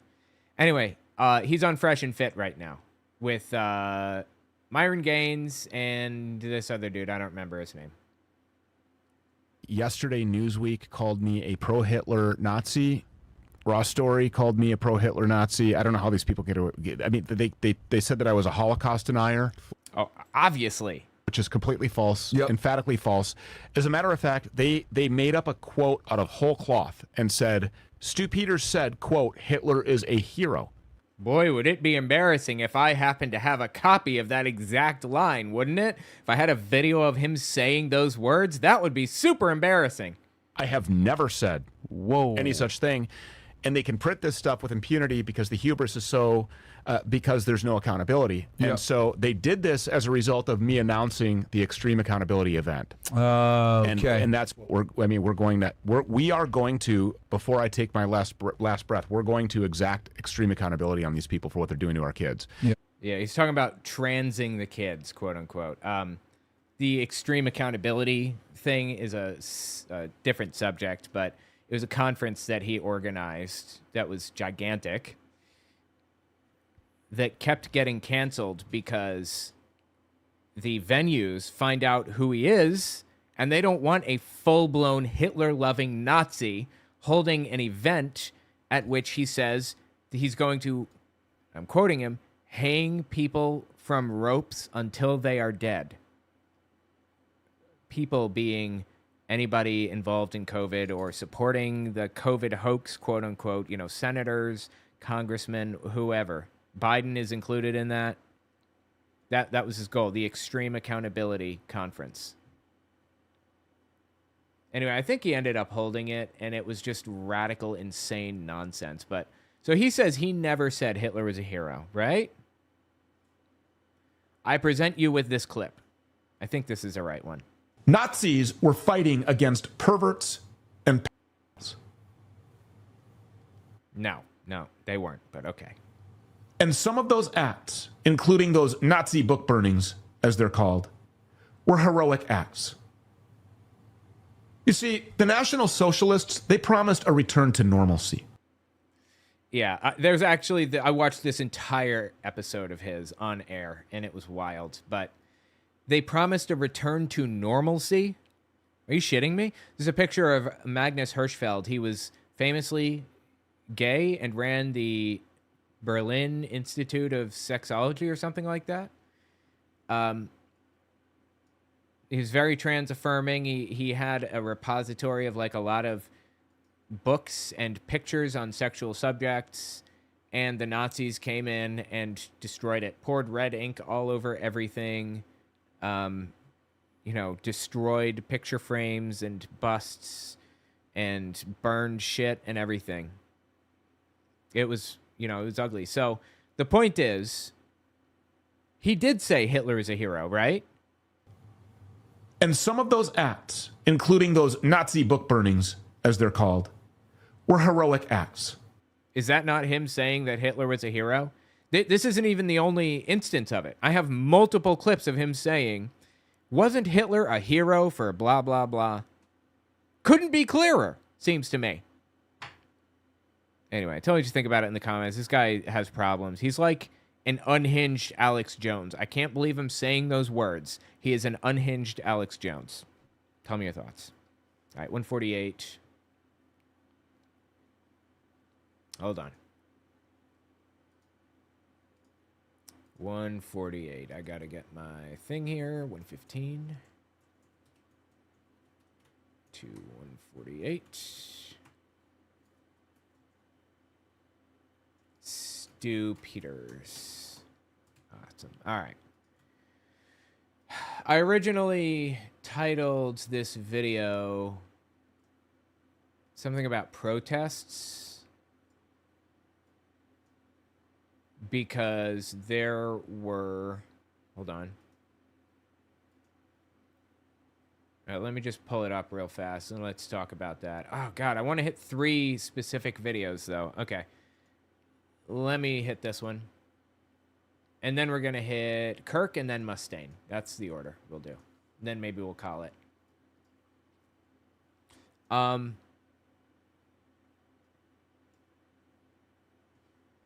Let me just pull up the web pages on it. Here it is. Okay. So there's this guy, this dude right here, claims to own a company where he will hire people and pay people to protest for you. You being Elon Musk. Like Elon Musk would come around and pay protesters. It's actually not true at all. It is this guy trying to establish the idea that the left pays protesters. And he, you know, everybody knows he's right wing. He has a right wing footprint. So he is making himself a target, making himself, you know, the clown and say, yeah, I run this company where I hire people to protest. And he comes on these shows, One American News Network, Newsmax, and he just like gets beaten up by the hosts, and that's his whole bit. And bring in someone who knows a little bit about this subject. Let's welcome in now the CEO and founder of Crowds on Demand, the largest orchestrator of paid protests in the country. His name is Adam Swart. Adam, first of all, welcome to the briefing. Ed, thanks so much for having me on. Okay, I feel like is he like one of those lizard people that's like crammed himself into human skin? You guys ever seen Men in Black? You know that one character that wanted sugar or something? Remember him? The hell's his name? Sugar character, Men in Black.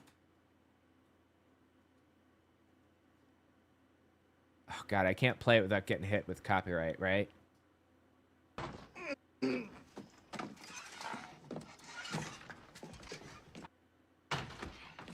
Edgar, what on earth was that? Oh, Edgar is his name.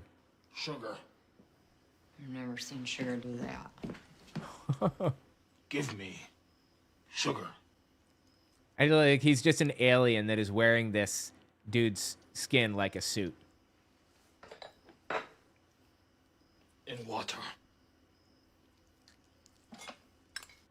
Hang on, let me just... Yeah, okay, they're not going to show him coming out of his skin. I was hoping they'd show that, but anyway, that's what this guy reminds me of. Who do you think is behind? Let's start with the Tesla protests. Are they really protests? Are they orchestrated? Elon's asking the question, who's funding all this?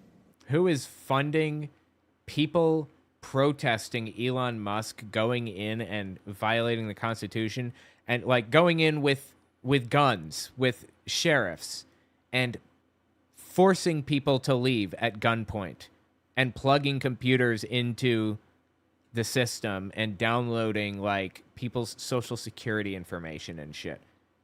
Yeah, who's protesting it? Who is paying people to protest that? Nobody in their right mind could protest that, right? I think you first have to follow the money. What fucking money? And if you think about it, there have been many, many attempts by short sellers, that's people who make money when the stock goes down, to try to take down Elon Musk. Now they see an opportunity. Okay, all right. So let's just kind of analyze this situation for a second and like really think it through. This guy says people are betting on stock to go down, on Tesla stock to go down, right? So they get somebody to loan them a share of Tesla. They sell the share. And then in a year, when you're supposed to pay the share back, you buy the share back at market price and you give it back to the person. The assumption is if the share dropped by enough, then you're going to earn the difference between what you sold it at just now from what you bought it at a year ago. That's short selling. And people can make like a lot of money doing this, or they can lose a lot of money doing this. But think about what it would take to organize a protest like what happened. The hands-off protests, I believe, was one of the biggest ones. How people showed up to the hands protest. Let me find out if I can. 1 second here. I'm just trying to find. That's not right. You got to be real careful about finding information like this because it's really hard to find. How many protested? Okay, it looks like 3 to 5 million people participated in the hands-off protests across the U.S., is what I'm seeing. Let's take the low number of 3 million people, okay?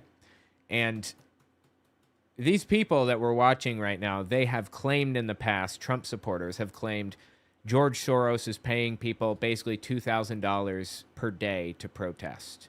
So $2,000 times 3 million people times 2 different protests, 2 days, right? How much money is that? That's, is that $12 billion? I think that's $12 billion. You think that somebody could spend $12 billion? Who has that much money?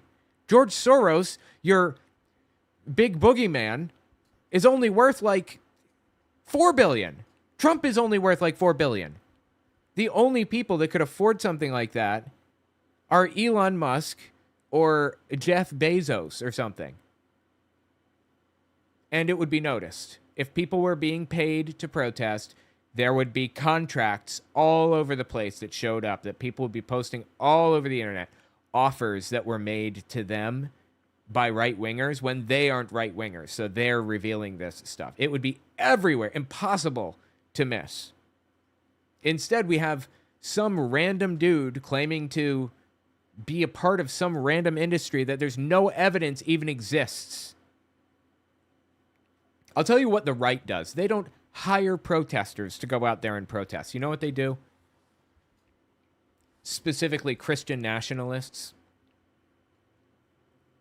They will hire 15 people. They don't even need to hire them. They'll get this little group of people together, 15, 20, 30, 50 people, and they will go to every school board across the country that they can get to within a very short span of time and pretend to be parents there. Just a few people.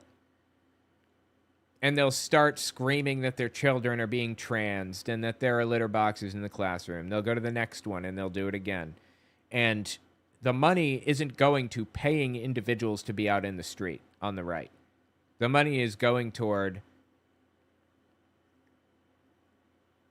funding political campaigns oppositional to your enemies, basically.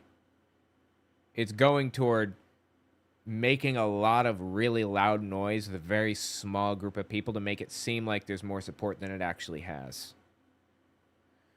I'm trying to think if there's something else I wanted to mention about that. These people just cannot deal with the fact that they're unpopular. Elon Musk specifically and Donald Trump. They cannot deal with the fact that they're unpopular. You're just not liked. If you want to be liked, then do things that are likable. By the way, I'm sorry, I missed super chats. Let me hit these. In your opinion, oh yeah, I hit that. Looking to write my own storyline about female warriors who fight monsters. The Witcher, Claymore. Do you have any writing advice for me? I'm not a fiction writer. But I think that world building is everything. I think that be quick about introducing characters too. And give a lot of backstory to them, I would say. Build out their... I don't know, though. I'm not a writer. I'm not a fiction writer. I'm a nonfiction writer. Good luck, though. Sounds interesting. I like to imagine Jesus just didn't bother to correct people when they would say he was the Son of God. Yeah, my understanding is that he didn't correct people on that. But the Son of Man being this Old Testament character that was supposed to be a cosmic judge that would bring God's kingdom about. The Son of Man, people believe Jesus was the Son of Man. But to my knowledge, that wasn't until after he was dead. Jesus didn't believe he was the Son of Man, according to most scholars, as far as I know. Some of his apostles claimed it after the fact, I believe. Anyway, it's pretty interesting. Can we discuss Charlie Kirk getting shredded at Cambridge? It was glorious. Yes, absolutely. I'm sorry we didn't hit that sooner, but we will talk about that. Greetings. Keep up the great work. Thank you so much. I really appreciate that. November DeMarc. Trump worships himself and sees himself as divine, so he can't be atheist. Yeah, that's a fair point. You can't argue with that one. You got 5 super chats you missed. I know. I'm sorry, guys. I try to hit these more consistently. I hope you're still around. Kvetching is a Yiddish word. Kvetching, complaining, grumbling, kvelling, brag, boast. Oh, interesting. Okay. I didn't know. Well, at least I know it's not a slur. Not important, but Newsmax sells a singing fish of Donald Trump called Trumpy Trout. The contempt Republicans have for their own voters astounds me. Oh my God, Trumpy Trout? Oh my God, dude, it's so stupid. Oh my God, no. A message. No. This has got to be a joke, right? A message. I don't think this is a joke. I think this is 100% real. Please don't give me a copyright strike. A message from the 45th President of the United Ponds of America. The United Ponds of America. Zing. Let's make fishing great again, okay? He's here, everyone's favorite fish, Trumpy Trout. No one has ever seen a fish like me. Trumpy Trout is an animatronic talking fish with a big personality. I am the hugely bigliest fish in the pond. Watch his fins flap and his large mouth move as he makes speech after speech in high-fidelity sounds. High-fidelity sound. It is so fucking stupid. Like, this is embarrassing. I don't understand how people can, like, go out there with a straight face and, like, advertise this or promote this or even buy this. It is an embarrassment. Like, I would think that people would want to downplay how fucking stupid Donald Trump is. The shit that this trout is saying is really, really stupid. And his large... Hugely bigliest fish in the pond. What? Why are they calling attention to that? I would be embarrassed by it. Fidelity sound. Some bass, a bad fish, crazy fish, criminal fish, and druggy fish. But some bass are good fish, and I only love some of them. So the point is that it's just speaking complete nonsense. That is insane. To your wall or use the built-in stand to display him proudly on your desk. Now you'll never miss a Trumpy Trout rally. I'm building a new pond, and the bass will pay for it. Set him to motion activated to surprise his fans. My fins are big. I have the biggest fins. No fish have fins like me. Or turn him on and let his inspiring words delight the crowd. Inspiring words? Are you shitting me right now? All the fish love Trumpy. They just love me. Catch Trumpy Trout for yourself or someone you love. Oh, they can try, but they can't. They just can't. Treat yourself to this limited edition Trumpy Trout for just $59.99. It comes with your official Make Fishing Great Again certificate of authenticity. Order right now and we'll instantly upgrade you to the deluxe version with desktop stand and Trumpy Trout jingle free.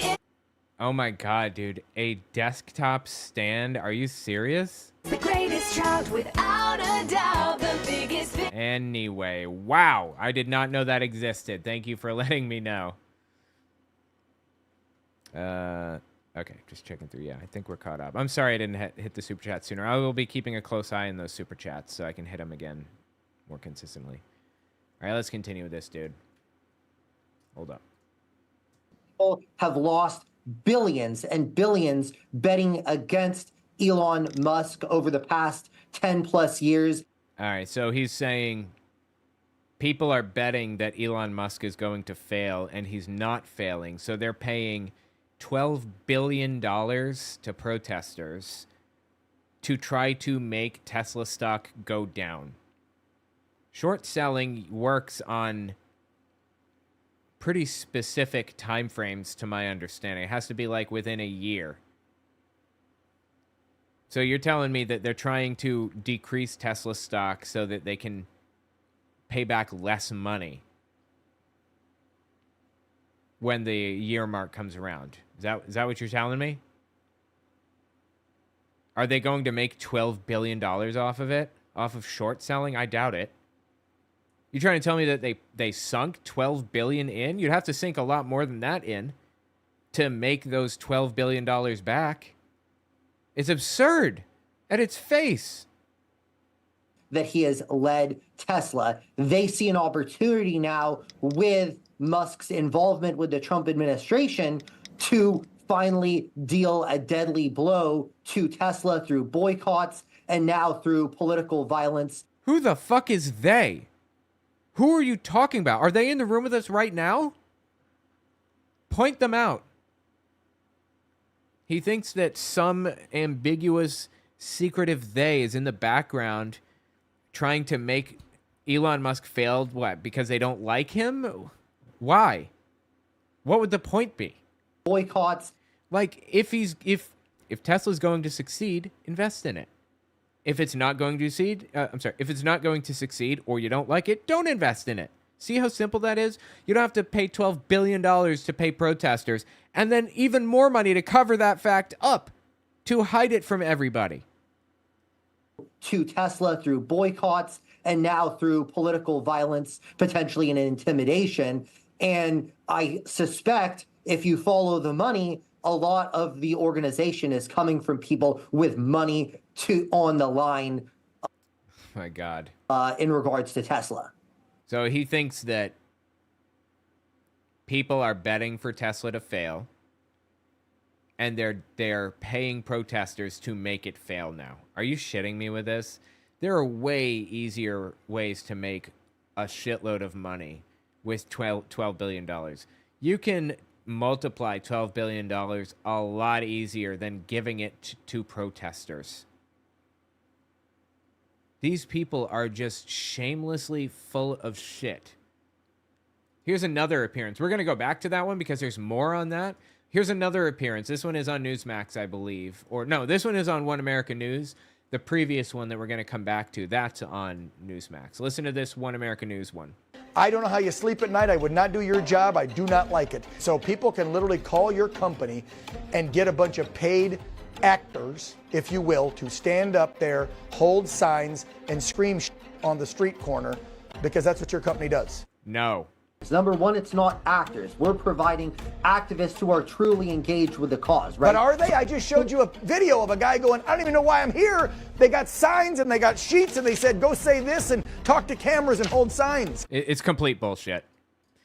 There's famously, let me try to think about how to phrase this. Back in 1902's an old document, the Protocols of the Elders of Zion, that was like this anti-Semitic document. It claimed to be like minutes from meetings of like Jewish leaders and their plan for world domination. It's fictitious. It was written by some random people, not Jewish people at all. But the claim was that it was found on a dead Jewish soldier. It was found on the ground or whatever. 100 years later, in 2016, there were protests against Donald Trump and a bunch of other stuff. And what did they claim? Specifically BLM protests and stuff. What did they claim? The right, Donald Trump and others, they claimed that George Soros was paying these people between $1,500 and $3,000, I think, per night. And the proof, they found this contract on some dude that was arrested. And there's even you can even look up a picture of this supposed contract that they found. It's just nonsense. It's all nonsense, all the way down. It's the same recycled propagandistic lies that they've been recycling since the 1900s, even earlier. Anyway, so this guy is I guess he's just trying to convince people of this fact and establish the fact or the fictitious belief that there are companies that will just pay you to protest. Give it a rest. Challenging for them to get sufficient turnout to a lot of these events. compensating people, just like, Dan, you're compensated for hosting your program. These are your real views on this program, but you're compensated. I am, but I don't pay my viewers to watch me. So I love the fact that I can go on the street corner and say whatever the hell I want, a grievance against my government, or call my neighbor or whatever I want, because that's America. But I don't like that companies try to stage it all and hire people and set it up. It should be organic. The American people should want to come out, get on their soapbox, my show, I'm talking. They should come out. What a fucking douchebag. And want to gather together and say, here's the cause I'm sticking up for. But you see, guys like you and the bureaucrats and the folks in D.C. love stirring up the pot between us Americans. And so you pay people to do this, and you make a scene look bigger than it really is. You make an issue bigger than it truly is. And so I don't like your business. I'm going to end it there, but I appreciate you coming back on. Absolute nonsense. The bottom line is we see what billionaires spend their money on, like the Koch brothers and stuff, and it's not protests. They don't pay people to protest. It's nonsense. It would cost way too much money. They buy political campaigns, and they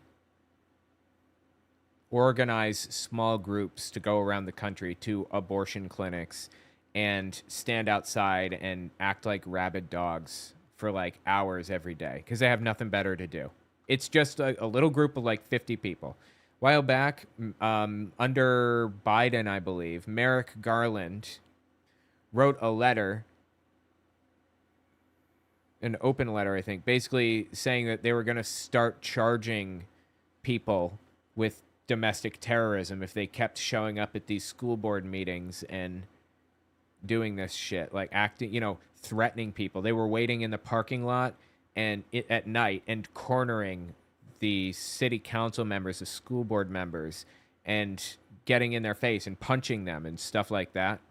And he said they were going to file domestic terrorism charges if they didn't stop it. And it stopped like that because it was like 10 people that were going around to like every school board meeting, every city council meeting that they could possibly get to. They spend like a month hitting these one after another after another.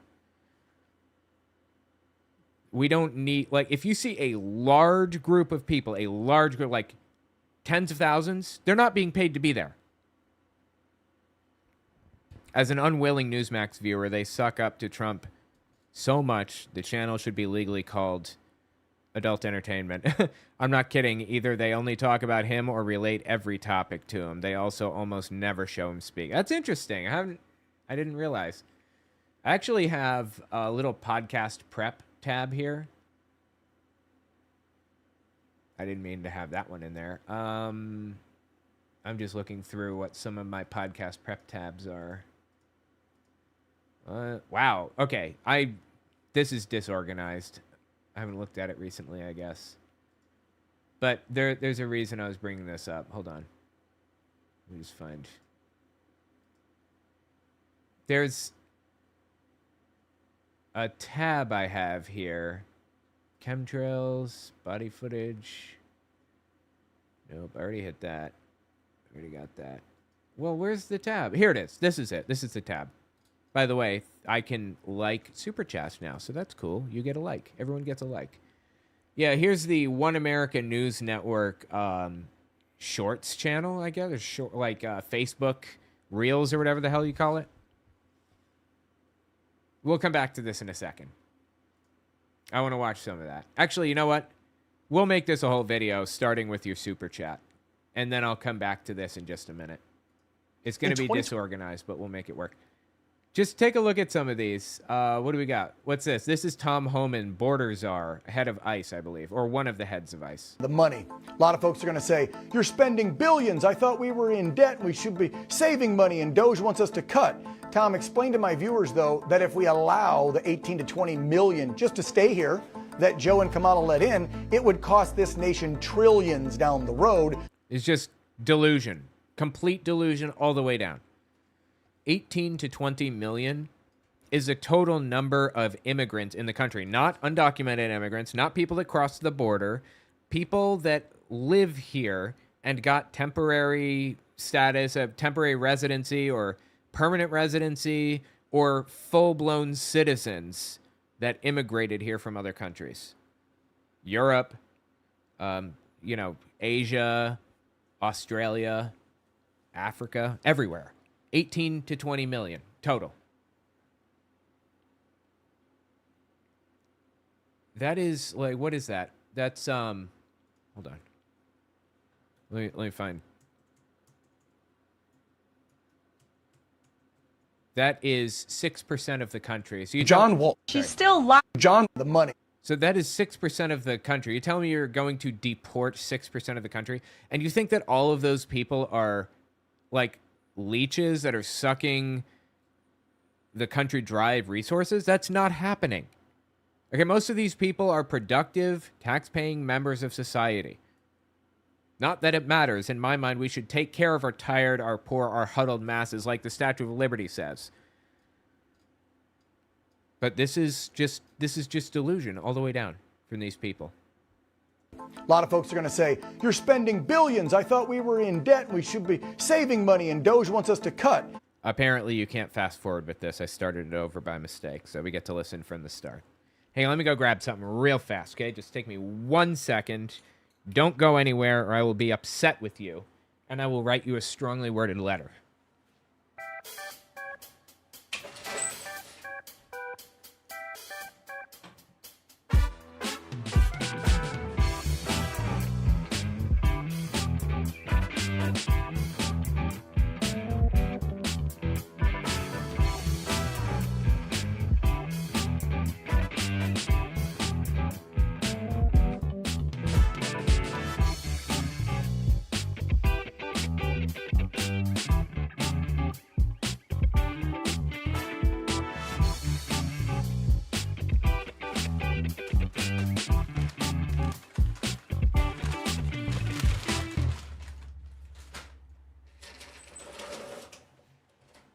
Backsies.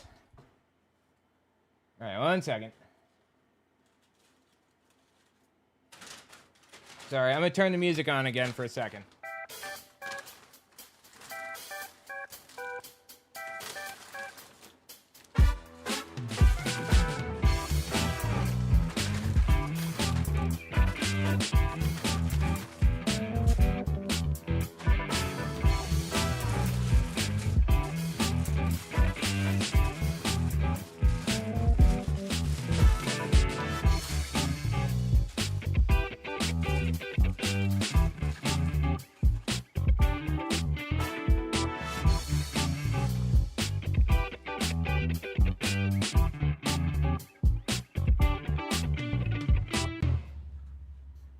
Okay.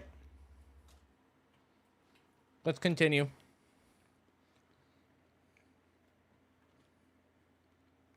Just got to put my headphones in here. All right. Got to tell you, I got an extra potato thing if you want it. Potato taco. All right, let's continue. Tom, explain to my viewers, though, that if we allow the 18 to 20 million just to stay here that Joe and Kamala let in, it would cost this nation trillions down the road. So why not spend a few billion now to get rid of them? Not to mention, it would cost trillions to get rid of them, not just in the cost of deporting people, but in the economic benefit they provide. The more people who are part of an economy, the larger that economy, the larger the gross domestic product, the more spending is taking place. the security risk and the crime and the drugs and the guns. Well, look, first of all, I don't put a price on national security. You said it before. Amen. You can't have strong national security if you don't have border security. We need to know who's coming in, what's coming in, where's coming in, why. Yeah, we do actually know all of those answers. We do. It is a bad thing to shrink our economy by deporting people. It's bad economically. It's a violent, ugly thing to do. Tearing families apart, sending them to war-torn areas. I mean, the Trump regime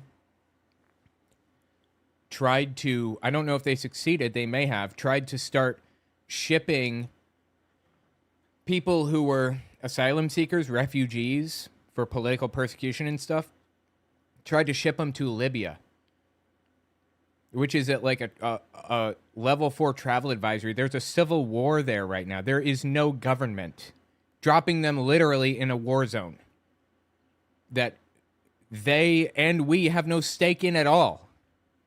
That's just cruelty for cruelty's sake.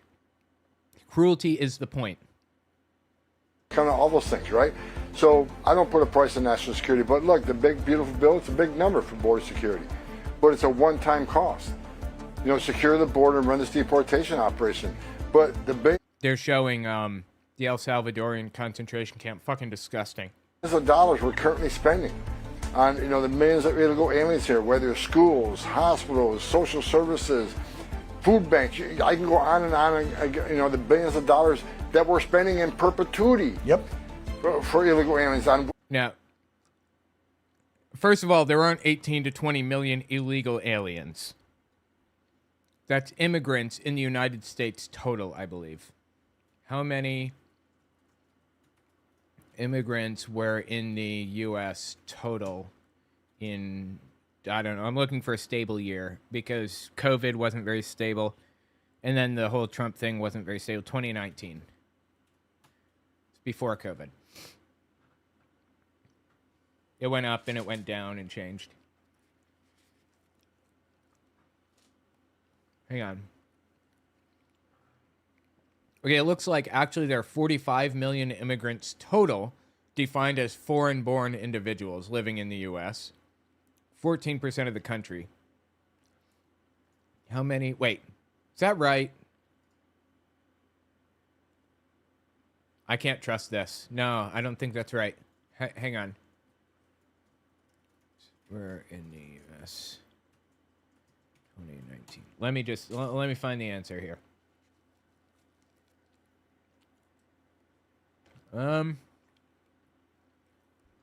Hold on.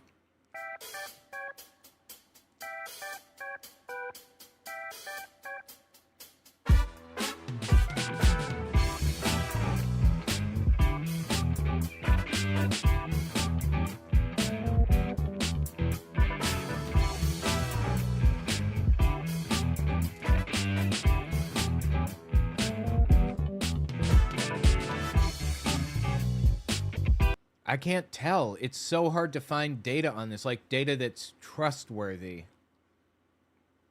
Because it's all coming from like the Trump regime's like websites and stuff.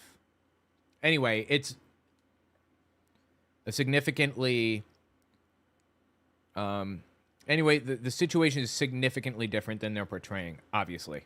Welfare and you know, all these social services that are meant for tax-paying U.S. citizens. It's going to be a cost savings to American people over time. I mean, you know that immigrants, undocumented and otherwise, also pay taxes, right? So yeah, we got to invest in the beginning because this will be a short-term cost, but it's going to save us billions of dollars in long-term costs because the other costs are in perpetuity unless we get rid of them. No, it's actually going to cost money, like a lot, to the economy to remove them. It's just vile, the lies that these people spew. Check this one out, Steve Bannon. Wait, what happened? What's going on? Hold on. Just think maybe that fixed it. Why isn't the House bringing up more legislation?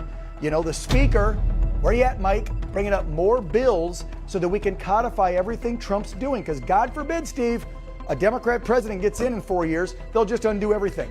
Dan, what I think is actually a higher priority, even in codification of what he's doing legislatively on so many important things, is we got to codify the cuts that Doge either found or didn't find under his Article 2 powers. If they're not prepared to back the Doge did not have Article anything powers to do what they did. First of all. And second, they didn't find any, or they didn't cut any spending, anything to speak of, anything of real value. Let me rephrase.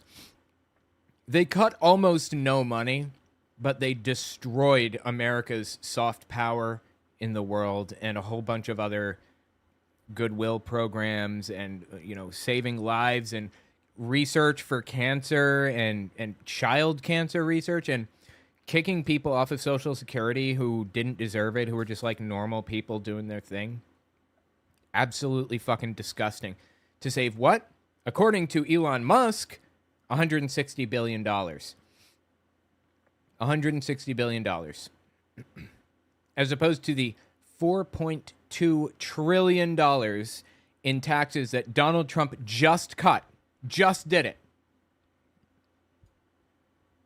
4.2 trillion in tax cuts compared to Musk's 160 billion. Great. So glad he did that. Destroy America's soft power for nothing.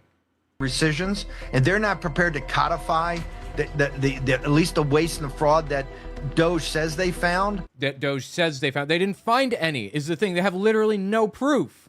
Then we ought to go to impoundments and get it, but we got to get it out to the American people that this stuff was found, that actually Doge had a productive life. So he said, go to impoundments. It kind of slipped by there. What he's referencing is the fact that it is illegal for the president to not disperse money that Congress has promised or whatever, that they created, congressionally created programs. They congressionally created U.S. aid and said they need to do this thing and that thing. They have line items in the bills and everything, and it's been funded by Congress this whole time. Impoundments say Trump does not have the right to cancel out what Congress does. They have the power of the purse, period. So he's saying we need to get rid of impoundments or whatever. He's saying the president should take control of everything, become a full dictator, is what that means. Chief executive officer of the United States government. That means he can impound money if he thinks programs have been done or not meeting their goals, and he can let go fire personnel. No, it literally does not mean that. He's the chief leader in the government for one branch. Mike Johnson is a representative for another branch. And I'm not sure who the I'm not sure who the majority leader is in the Senate right now, but the point is each branch has its own responsibilities. And the executive branch's responsibility is to fulfill the expectations of the legislative branch. You can't just not spend money that they appropriated for things. One. Number two, he's commander-in-chief of the armed forces. If he wants to deport people and his commander-in-chief, under his commander-in-chief who are illegal aliens, he can deport them. So he's saying there's no accountability because he controls the military. That's what that means. Number three, he's the chief magistrate and the chief law enforcement officer. Who the fuck told you that? This is what they're fighting, and guess what? They are winning to the degree that to delay is to deny. And they realize this is a holding action. Are they in the room with us right now, Steve? Democrats are not winning anything right now, unfortunately. And aside from that, what was it he said? God, I can't rewind it. That sucks. That's a real shame that it's not rewindable. Well, anyway, I guess I'll continue. It's just stupid and sad. But right now, it's the only thing the radical Democrats have. And in their perspective, it's working because it's slowing down President Trump. Right. This is why it's a constitutional crisis right now. It's a constitutional crisis because Democrats are fulfilling their constitutional oath by preventing Trump from breaking his. And they're not even successfully preventing him. So Trump isn't allowed to break his oath. And that is a constitutional crisis because he's not allowed to? Are you shitting me? Steve Bannon is like one of the most vile human beings on planet Earth, honestly. Hold up. What's this one? Harvard students are mad about losing a $3 billion grant, but their Ivy League schools already got a $53 billion endowment. Harvard students are not upset about that. If you're unaware of this situation, Trump has decided to challenge Harvard. He told Harvard to fire people that he wanted fired and hire people that he wanted hired and change their curriculum, change the way that they teach, the things that they teach, change, everything, change the makeup of their student body. And they said no, which is the right thing to do, because fascists always want more. By capitulating to and appeasing fascists, like for example, like Hitler, by just giving him what he wanted and saying, fine, take it, he isn't going to stop. He's going to keep punching you in the nose until he has literally everything that you have, that he wants. There is no middle ground with fascists. They refuse to meet in the middle. They're going to take it all. So take the nose punch right now and don't give an inch. Harvard decided to do that. They're not giving an inch, which I respect the hell out of. But that means that Harvard is losing grants, not for students, but for research, like cancer research and stuff. That's not hurting Harvard. That's hurting us, like the taxpayers. And Trump is doing it to create, to give himself power. Solely. Aside from that, Harvard has a lot of money, billions. As this person said, 53 billion. Harvard? 53 billion in endowments. I don't know if that's true, but it's a lot. But as with most nonprofits, the way it operates is they have, say, $1 billion in the bank, and that $1 billion is invested in, funds. It's invested in companies, and Google and Netflix and every index stocks, and it gains interest every year. So you got $1 billion, right? And you're gaining, say, 2% interest every year on that.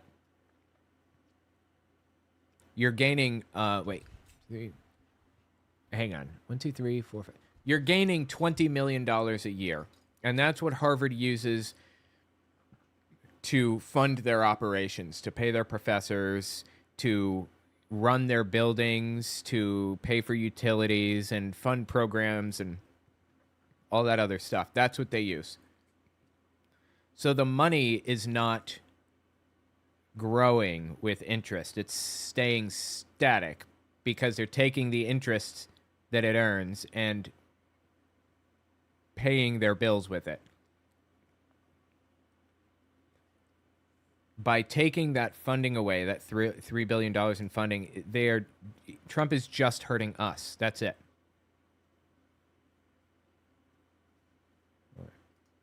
Students are mad about losing a $3 billion grant, but their Ivy League schools already got a $53 billion endowment. Let's break it down. Harvard's endowment is the biggest in the world. In 2024, it shelled out $2.4 billion, funding 37% of their budget. That's $749 million for financial aid, including $250 million for undergrads. Sounds like they're doing just fine. It sounds like that. But that's a complete misrepresentation of everything. Like, if somebody told you they make $100,000 a year, that's not $100,000 that they have up front all right now in their pocket. That's spread out over the course of a year, and it all has to go to shit, like paying rent and utilities and paying a car payment and school supplies and whatever other shit you have to pay for in life. Childcare and everything. Psst, quit it. God, that fucking cat, man. He's so obnoxious. Get! They have to pay for stuff. This isn't just like money that they just had in their pocket and they're spending it because they want to. This is what propaganda is. So again, why are they whining over $3 billion? Apparently over 80% of their endowment is locked up by donors for specific pet projects. You mean invested? You mean the money is invested in the stock market? You mean it's gaining interest and they're using that interest to pay? Are you serious with this? This is how it works. This is how nonprofit organizations operate. The people that produced this have to know that. They can't possibly not know that. You cannot convince me that they looked all of these facts up and had no idea that this is how it works. In 2017, the White Coat Waste Project exposed Harvard's use of $900,000 in taxpayer funds to modify mice genes, suppressing serotonin to test for increased aggression. Mice? Are you serious? Do you have any idea how valuable scientific studies like that are? Yeah, there's a famous video. I don't know if you guys have seen it. We're going to watch it. This is the kind of thing that religious nutcases do. Hang on. Oh my God, I need to watch this. We hit 100,000 subscribers. Oh boy, we're going to watch that later, but not now. They take things out of context and then laugh about it. Nope, that's not the one.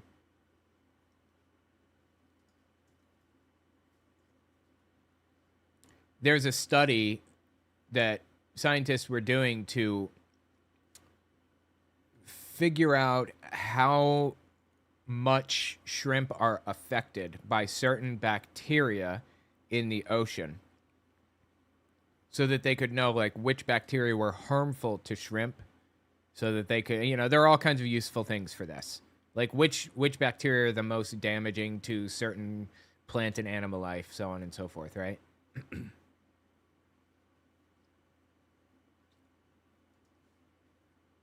Is this it? No. Wait, is this it? Yeah. Well, that got twisted into this funny little video here. Wait, sorry. I'm going to cut it so that it just jumps right into it.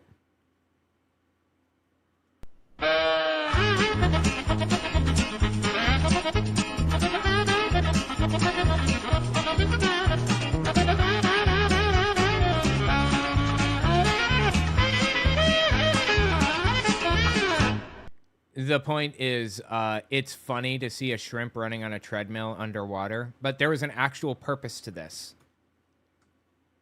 It's funny to laugh about Harvard giving mice serotonin.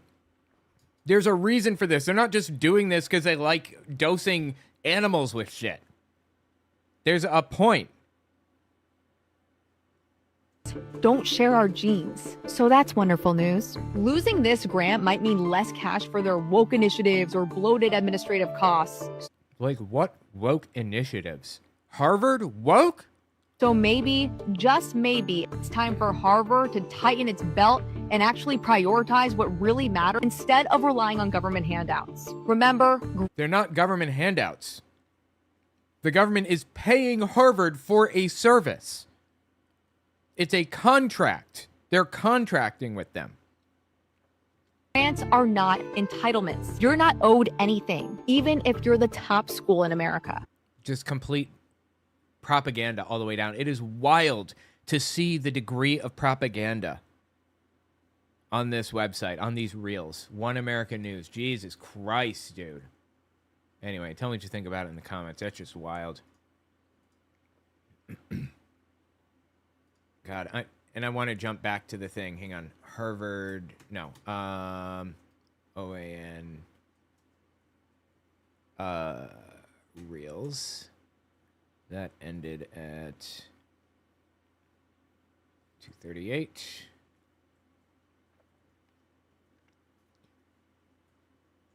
Split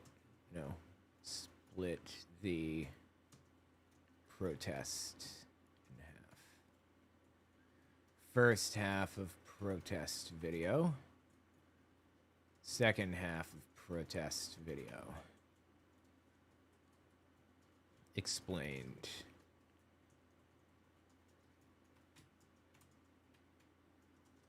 All right, let's see. One American News Reels 148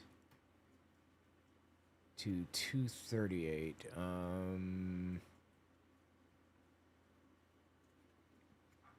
right, and then 238. Okay, here we go. Let's continue with Let's continue with this dude on this this one channel here with this dude. Interesting. Hadn't thought of that angle. Oh, let me step back here. An opportunity now with Musk's involvement with the Trump administration to finally deal a deadly blow to Tesla through boycotts and now through political violence, potentially an intimidation. And I suspect if you follow the money, a lot of the organization is coming from people with money on the line in regards to Tesla. $12 billion of money completely unaccounted for like that. Like, there's no sign whatsoever that anybody has been paid in protests. Not a single person comes out of the woodwork and shows these papers, like these contracts, whatever, or more specifically, not more than a single person. There isn't more than one example of a contract out of the millions of people supposedly paid by George Soros or whoever to protest. Give it a rest. Like, nobody wants stocks to go down except for short sellers, I guess. And I believe that short selling is illegal. I could be wrong. It's definitely frowned upon. I think hedge funds do it. Interesting. Hadn't thought of that angle. So you're suggesting the short sellers of people who don't follow Wall Street closely, who are betting that Tesla stock would go down. In recent years, it's gone way up, and those short sellers have lost a lot of money. Now the stock has been coming down amid the protests and other things, and maybe they're recouping some of their losses. Interesting, but let's connect it. Maybe they're recouping some of their losses by paying $12 billion to protesters and finding some way to hide it from public view completely. Totally. The politics, because this person on X was saying, number one, that it's going on in congressional districts that are contested. And number two, in that same thread on X, they put up a picture of your profile saying, ask this guy if he's involved. So given your organization's work, you say that you put together protests and whatnot. What do you know? What are you doing, if anything, on this? So he's a right-wing supposed organizer of protests. Again, the right is not organizing protests like that. They hire like 50 people at most to go around and make a big, make loud noise. We're not involved in this matter. First of all, our organization only undertakes legal protests. Okay. So anything that would involve any sort of law breaking, and particularly any sort of violence, would in no way be something that we condone or do. It's honestly a sad fact that the modern left is not about ideas or tolerance. Give it a fucking break. Are you shitting me right now? Really? You think the left isn't about tolerance or ideas? There used to be some degree of legitimacy, some grain of truth in there somewhere. I mean, not really, but people believed it. There isn't even a grain of truth in this anymore. The right has gone full fascist. Full fascist. And I appreciate that the rest of the world sees what's happening too. That we're not alone in all of this. And, Australia, for example, recognizes the fact that there is a full fascist takeover in the U.S. It's just hostility, it's intimidation, it's political violence. These are tantrums by people who can't get their way by persuasion. They're using violence. And unfortunately, this is a case of what's called stochastic terrorism. This is not an example of stochastic terrorism. Before he poisons a well with whatever the fuck nonsense he's going to lay down. Stochastic terrorism. A good example of stochastic terrorism is Glenn Beck talking about the Tides Foundation. You probably haven't heard of them. I hadn't heard of them. But Glenn Beck used to be the Tucker Carlson of Fox News. Before Tucker Carlson, it was Bill O'Reilly, it was Glenn Beck, Megyn Kelly. They all had their moment at slot number one, basically. And Glenn Beck decided to go out on air once and make up a bunch of shit about the Tides Foundation. It's just some random organization that basically connects wealthy philanthropists with worthy causes. You know, you can't, like, if you have like $1 million you want to donate to something or somebody, you don't just go spend it on whatever. You need to do research. You need to make sure that this organization is legitimate, that they've been running for a while. You need to research them and make sure that there isn't like some impropriety that's happened in the past, that they're not going to misuse your money. Look into their tax filings, because nonprofits still have to file taxes, so they don't pay taxes. They file their returns so that people can look at them publicly and see where their money went. So this organization, the Tides Foundation, does all of this research and lists these organizations that are worthy causes and trustworthy organizations to donate to. So they connect philanthropists who want to donate money to the organizations that need it. And Glenn Beck claimed all kinds of wild shit about them, like being involved in some kind of scheme with Obama or some other insane shit. Just off the wall, zero evidence. You know how Fox News does. And he demonized them to such a degree that one day the police pull this guy over, car full of weapons, and he tells the cops he's on his way to do like a mass attack on the Tides Foundation building. Stochastic terrorism is the idea that if you demonize somebody or something enough, out of an audience of 100,000 people even, if 0.5% of your audience is insane enough to do something like that, like attack a building or try to assassinate somebody, if 0.5% is that crazy, and 1% of that group has the means to do so, they have the weapon or whatever on hand and the opportunity, statistically, you're likely going to get a terrorist attack on somebody. Trump demonizes Hillary Clinton enough. Statistically, it's likely she's going to get some assassination attempts. So this guy is claiming the left uses stochastic terrorism to, like, attack people or whatever. Stochastic terrorism is the intentional, targeted, rhetorical attack of somebody with the intent to destroy them, and the terrorist acts that result from it. So I guess I can't have standards anymore and not want to buy from Tesla, right? Or I'm a stochastic terrorist. Yeah. A case of what's called stochastic terrorism. That is to say that the people at the top are stoking the flames against Musk, and then the foot soldiers are actually starting the fires, and in this case, literally. Absolute nonsense. He has no idea what that word means or how it's actually used, or that term, but it doesn't even matter. He's a propagandist for the right. Absolutely disgusting, man. Anyway, tell me what you think about it in the comments. I can't believe that they actually got somebody to go out here and say all this shit. He looks like a scumbag, honestly. Why do they always look like scumbags, the ones that end up being a scumbag? Maybe that's just in my head. Who knows? All right, look, Nerico wanted to hit Charlie Kirk, so let's hit that one. It was at 248. Good, alrighty. This one is about the gay, or it's about Charlie Kirk's view of LGBT issues, I think is the best way to phrase it. Damn, I didn't hit all the videos that I wanted to hit tonight.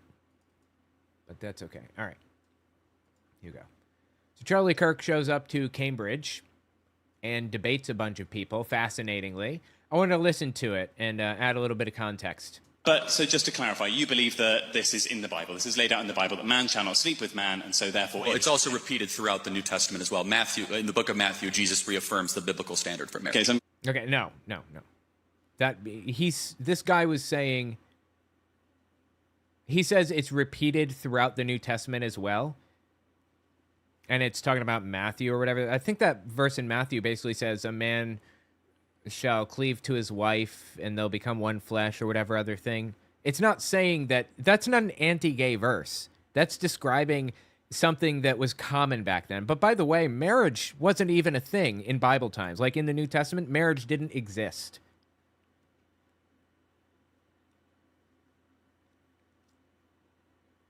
Let's just keep listening. I have a lot to say about this, but we'll get there. Well, in the book of Matthew, Jesus reaffirms the biblical standard for marriage. Okay, so I'm going to make two very, very quick points. So the first, so if we look at the Old Testament in isolation, just to start off with as an example. So let's look at Exodus 35:2, which suggests that if you work on the Sabbath, you should be put to death. If you look at Leviticus 11:7, it suggests that if you have pork, you should be put to death. And the reason he's bringing this up is because the anti-gay stuff is right there next to those verses. It's right in there. There isn't like a separation of any sort or whatever. It's in there. So if you eat pork, you cannot take the advice from the Old Testament about not being gay. It is morally inconsistent. It's nonsense. And it's obvious that you're just looking for a reason to hate gay people at that point. That's it. And Charlie Kirk is going to contest it and say, well, that's totally different because we don't live under those laws anymore. Yeah, exactly. That's the point. Put to death. Let me finish, I'll be done. If you plant two crops side by side, you should be stoned by your entire village. No wearing cotton and linen blends, no eating shellfish. If you wear a suit, which you are wearing now, that contains two different fibers intertwined into the same jacket, you should be burnt at the stake by your own mother. Now, following that rationale, in Leviticus 18:22, and it states that man shall not sleep with man, why aren't we burning ourselves at the stake as well? Why aren't we stoning ourselves to death? It's an interesting approach to it. Now Charlie Kirk has to invalidate the usefulness of those verses, invalidate the fact that the Bible says that in the Old Testament, or he has to defend burning people at the stake. That's a really interesting rhetorical strategy. I like that a lot. That's underrated. Do you care to address my main contention that Christ affirmed biblical Oh, he's just going to ignore it. Of course. Marriage in the book of Matthew? And can you tell me the difference between the ceremonial, the moral, and the ritual law? And then finally, also, tell me about Christianity, the difference between the new and the old covenant, or are you just going to cherry pick certain verses of ancient Israel that do not apply to new Christianity? Look at that. Sounds like it's completely irrelevant then, huh? The Old Testament doesn't matter. Means nothing, right? To Christians? Is that what he's saying? Is that the position that he holds? That's what it sounds like. The fact is, the Bible talks about gay anything in any context in a total of 6 verses. Out of 32,000 verses, only in 6. Okay? One of them was the one they just mentioned. Man shall not lie with man. It's an abomination, something, something or other. The old law. Next to, you won't eat pork or shellfish. You won't wear cotton and linen blends. It's irrelevant for modern day Christians because Jesus fulfilled the law. He didn't erase it. He said, not one jot or tittle shall blah, blah, blah, whatever. He fulfilled it when he died. So we don't follow the old law. It's irrelevant. Okay, that was verse number 1. Verse 2 is about Sodom and Gomorrah. But Sodom and Gomorrah were not destroyed because of gay anything. They were destroyed because of their ill treatment of the poor. Quote unquote, according to the book of Ezekiel. Because of how they treated their guests, specifically. They treated people like shit. Like trying to take advantage of people when they walked in. That's why they were destroyed. So that one is nullified too. It's completely pointless. I think there's one more Old Testament verse that's, mixed up in the old law. I don't remember. What are the other... Hang on.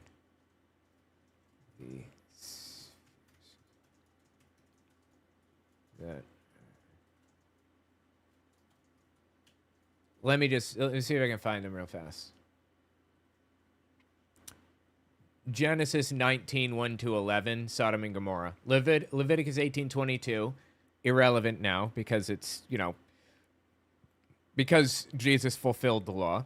Leviticus 20:13, the same thing. It was just part of the old law. I was just elaborating on it. So those 3 verses are irrelevant.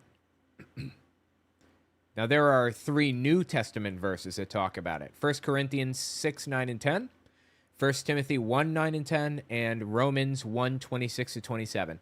1 Corinthians 6, 9, and 10 are basically quoting each other, and they're not quoting each other. They're about the same thing, and they're irrelevant because it's not actually about being gay at all. It's very obviously misinterpreted, which is why people never jump to 1 Timothy 1, 9, and 10 when they're justifying hating gay people. It's always Romans 1:26, because that's the one that has the highest chance of landing with anybody.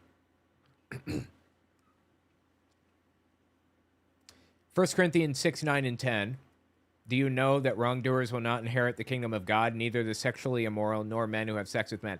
However, the word isn't men who have sex with men. That's not the translation. The word is malakoi and arsenokoitai, which are something called hapax legomenon, which means they were only ever used once anywhere in any old literature. I think this is the first instance of us ever finding those words in any literature. Arsenokoitai and malakoi. We don't actually know what it means, but it was some kind of slang for something.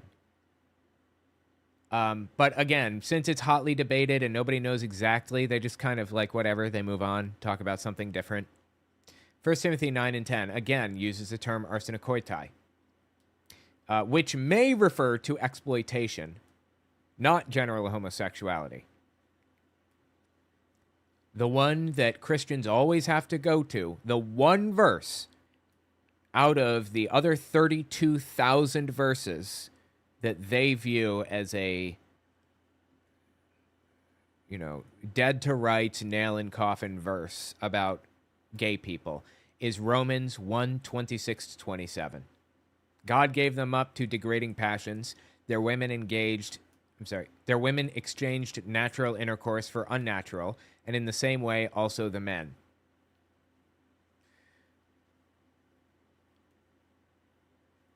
But actually, if you look at what actual Bible scholars say about this verse, you will find that the actual Bible scholars, not Owen Morgan, I don't know these languages, scholars say it was talking about idolatry, not about men laying with men. It was a translation thing.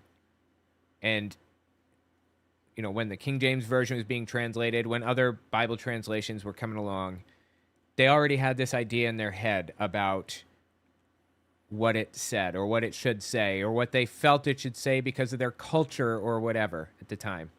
And they wrote some things into it.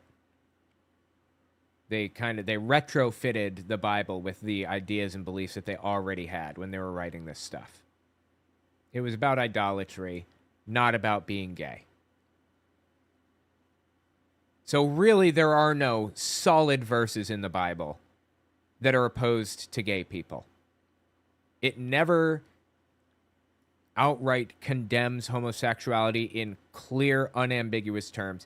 Jesus never said, you will not get married to men. He never even said you will not be in a relationship with a man, a long-term gay relationship. He never said that. Never even implied it.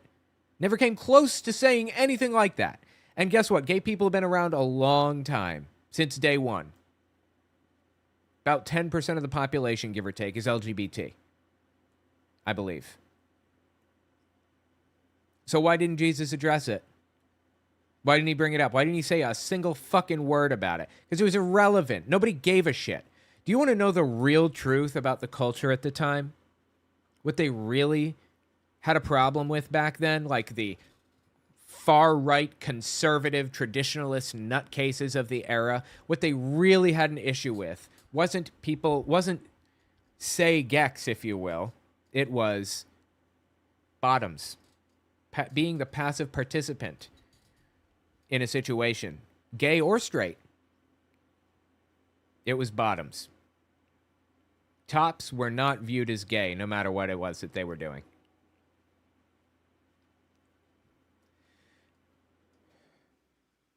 Oh my God. Hang on. Hey Siri, turn on stream lights. Hey Siri, turn on air conditioner. Hey Siri, turn on air conditioner. Oh my God.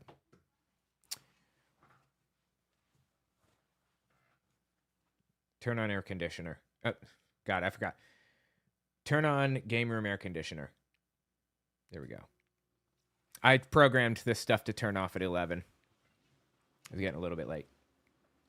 Anyway, the point is that it's very painfully, blatantly, glaringly obvious when people like Charlie Kirk come out here and try to,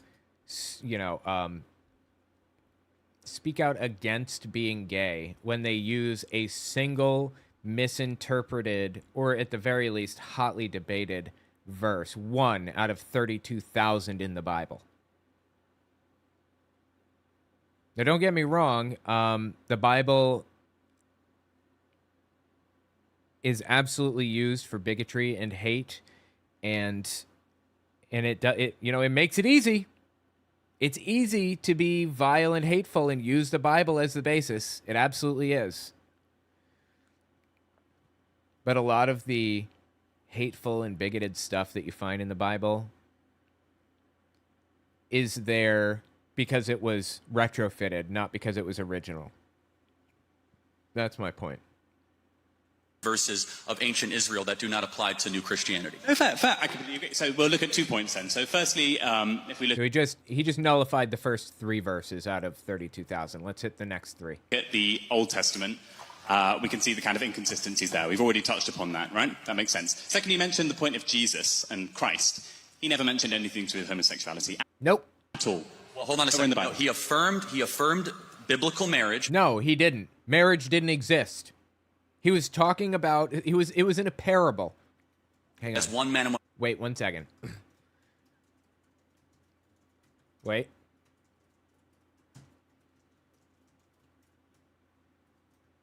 By the way, the shit that I just said about the Bible and the verses and everything, again, none of that came from me. Okay, I didn't research this and get an interlinear version of the Bible. Well, I did, but I'm not translating any of this shit. I don't speak Greek or Aramaic or Hebrew or any of that shit.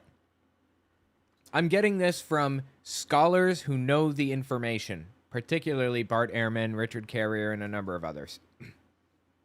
Even far-right Christian nutcase scholars will admit to pretty much all of this. Matthew 19:4-6. Have you not read that the one who made them at the beginning made them male and female, and said, for this reason man shall leave his father and mother and be joined to his wife, and the two shall become one flesh. So they are no longer two, but one flesh. Therefore, what God has joined together, let no one separate. Context. Pharisees came to test Jesus by asking, is it lawful for a man to divorce his wife for any reason? It was about divorce. The answer is no. Biblically. But the Pharisees, oh God, there's so much interesting history here, so much interesting biblical history. The Pharisees were kind of a sect of Judaism that believed that Moses didn't just bring down the Old Testament, like the old laws, the 613 commandments. He didn't just bring those down. He also brought with him basically oral commandments. He brought culture with him. So to be one of God's people, you had to practice God's culture. And that meant interpreting the Old Testament, or interpreting the old laws specifically, the way that Jewish leaders interpreted them. They had the authority to say what God wanted and expected because they were God's chosen people. And they're the arbiters, they're the judges, they'll tell you. Fascinatingly, that's actually the Catholic Church's justification for doing what they do. They say that God passed down Christian culture through the generations, And a lot of the stuff Catholics do, you know, praying the rosary beads or Hail Marys or whatever, confession, none of that shit's in the Bible. But that's Christian, quote unquote, because Catholics have the culture of Christianity passed down by God through the generations. Anyway, that's the perspective of the Pharisees is the point. After the temple was destroyed for the second time in 70 CE, I think, they decided, the Pharisees, that is, decided to write down the oral commandments, like write down the expectations and the cultural nuances and things for future generations in case there was some crazy destruction of all of their culture and everything. And those are now the Jewish holy texts beyond the Old Testament. That's what we know as the holy texts. Because the Pharisees are modern-day Jews. The Pharisaical movement, the Pharisees, also known as the rabbinic movement, rabbinic Judaism. So anyway, the Pharisees are the arbiters of God's word. They determine how it's interpreted because they passed God's culture down through the ages. So they come to Jesus and they say, is it lawful for a man to divorce his wife for any reason? They're testing him. They're trying to find out if he's going to follow along with them and let them dictate what God's law is. If he's going to cede authority to them. He says, he responds by quoting Genesis 1:27 and Genesis 2:24, grounding his answer in creation and God's original intent for marriage, which is what God has joined together, let no one separate. Again, marriage did not exist in its current context at the time. It just didn't. Check out Bart Ehrman's opinion on this subject. His primary focus is defending the sanctity and permanence of marriage, not issuing a policy on who is eligible to marry, is the bottom line. So what Charlie Kirk is saying here, completely unrelated. Doesn't matter. The Matthew verse has nothing to do with anything. This is called grasping at straws. Sexuality at all. Well, hold on a second. No, he affirmed biblical marriage as one man and one woman. He said a man shall leave his Romans, father's right? house. In the New Testament. No, in Matthew, that is not correct. I believe in the New Testament. In the New Testament, well, Romans is also in the New Testament. Secondly, in Romans 1, the Apostle Paul talks negatively about homosexuality. No. He's talking about idolatry, not about homosexuality, but whatever. I don't doubt that they didn't like gay people at the time. Like I said, they didn't like bottoms, but they didn't explicitly say that they don't like bottoms in the Bible. And if it's important enough, you'd think God would make sure that one kind of slipped through, right? Kind of made it into the Bible a little bit more explicitly than it is. Wouldn't put it in hapax legomenon form. About homosexuality explicitly. Also, homosexuality is repeated in the book of Titus and in the book of Jude. He has no fucking clue what he's talking about. As not being favorable as the destruction of Sodom and Gomorrah. Not even Tom. No, I think he probably meant in Corinthians and Timothy. He's just spouting off random Bible books. Homosexuality is repeated in the book of Titus and in the book of Jude as not being favorable as the destruction of Sodom and Gomorrah. That's just not true. Even talking about the Old Testament verses. There are 3 types of the 613 Levitical laws, and you of course, in your own way, cherry pick some of them. We do not live under the ceremonial, we do not live under the ritual, but we do live under the moral. There's only 10 of the moral that we as Christians believe we're bound. Oh, give it a fucking break, man. Yeah, only 10 of the moral laws that Christians are bound to. And what are those 10 exactly? List them for me, Charlie. You shall not work on the Sabbath day. Is that one of the 10 that we follow?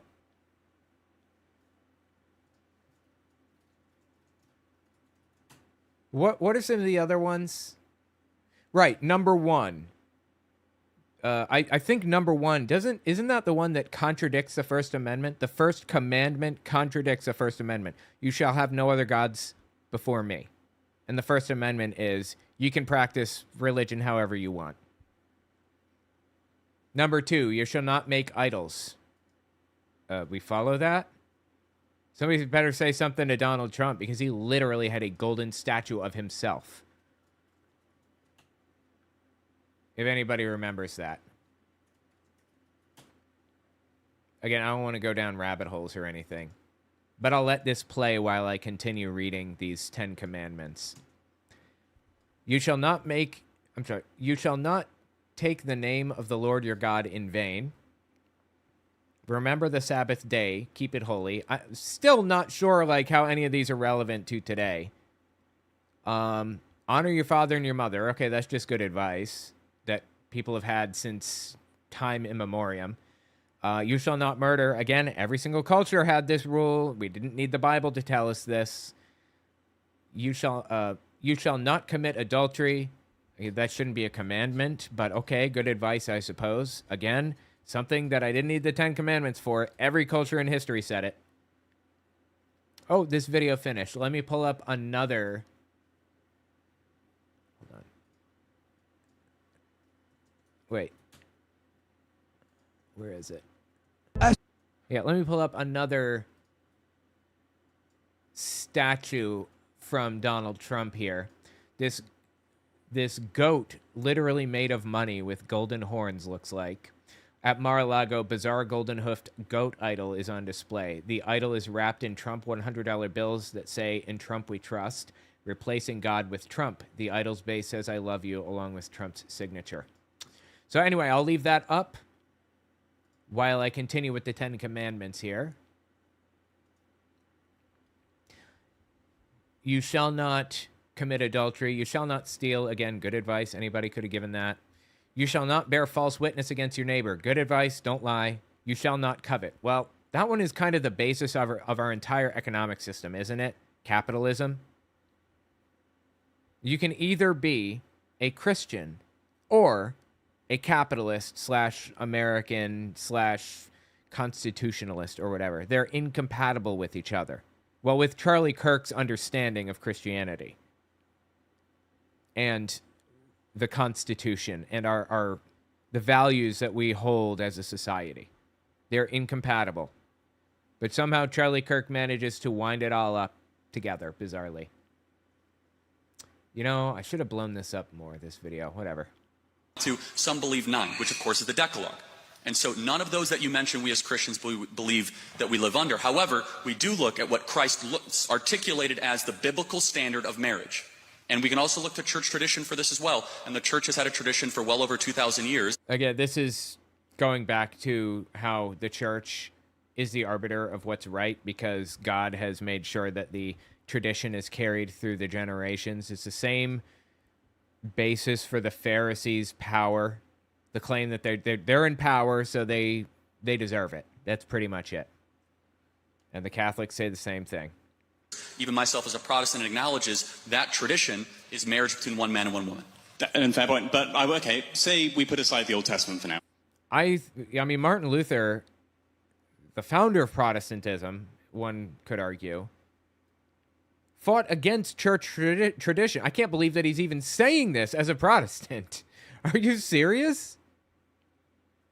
Church tradition is irrelevant when it comes to, like, biblical whatever, according to the whole Protestant split. Like, the whole reason it split in the first place. We'll put that aside and the inconsistencies there. We'll look purely at the New Testament, following your rationale, okay? Now, when you say that Christ lays specifically, and the New Testament states specifically that man shall not sleep with man, I'd like to point out a linguistic error on that point. I did not say that. I said the biblical marriage was affirmed, and then Romans 1 did talk negatively about the action of homosexuality. Ultimately, it's a fact. That affirmation comes from... Well, he actually mentioned the other two verses that talk about it, too, Titus and Jude, except what he meant to say was Corinthians and Timothy. But, you know, he's just... not all there or something. 8 lines in there that suggest that man shall not sleep with man. Yes, of course, yes. The Old Testament and New Testament harmonize one another, but Christ brought it to a different level, a different covenant, and a different moral teaching. It wasn't just enough to say that you shall, man shall strike eye for eye, so that you shall turn the other cheek, that you shall love your enemy. Christ's moral standard was much more even elevated than that of the... The fuck are you talking about? You think Jesus had more moral rules than the Jewish people? What are you smoking? You know why Christianity spread as quickly and as far as it did? So it was the lazy man's religion. At the time, Judaism was pretty popular in that little region. But there were other religions in the area too. You know, pagan religions, quote unquote, worshipped all kinds of different gods. And there were all kinds of rules you had to follow. You had to get the tip of your dicks cut off in certain religions. You had to specifically not work on certain days, limiting the amount of money or resources that you can accrue. You had to follow all kinds of ridiculous rules, and not just for Judaism. Again, it was for others. Christianity comes along, and Jesus says, all you got to do is believe, and you'll be saved. Accept God's message, and you'll be saved. And people are like, fuck yeah, I can do that. 100%, I'm all in. And it spread like wildfire because it was just easy.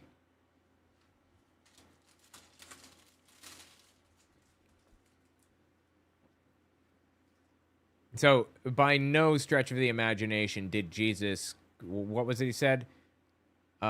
Elevate it and make it more difficult or moral or something? Turn the other cheek, that you shall love your enemy. Christ's moral standard was much more even elevated than that of the Israelites and the Hebrews. I'm going to ask you whose Bible, okay? Now, your Bible that you use currently is written in the English language, right? Correct? Yeah, the King James Version, yes, thanks to Tyndale. Yeah, well, exactly, it's written in... No, this is going back to tradition, right? He's going to have an answer to this. King James was divinely... God, what's the word? Divinely, it's on the tip of my tongue. Sanctioned? Was divinely sanctioned to write the Bible himself. First name King, last name James.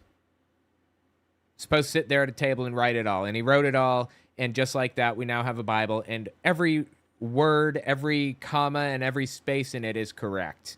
Is that what he's going to tell me? Appointed. Yeah, appointed might be the right word. I meant more like ordered, though, not just appointed. Maybe anointed? I don't know. The English language, which in itself is only, say, 500 years old. Now, but the Christianity in itself, say, is 2,000 years old or even older, yeah? Correct? Now, which means that the Bible was originally written not in English, but in ancient Koine Greek. Huh? Yeah, Koine Greek, yes. In Koine Greek. Koine Greek. Yeah, correct. Now, if we look at the Greek terminology of man... Yes, and Jesus spoke Aramaic. You could translate... Yep, Jesus spoke Aramaic. That's correct. ...things, you acknowledge that. Well, we translate things, but translations are linguistically ambiguous.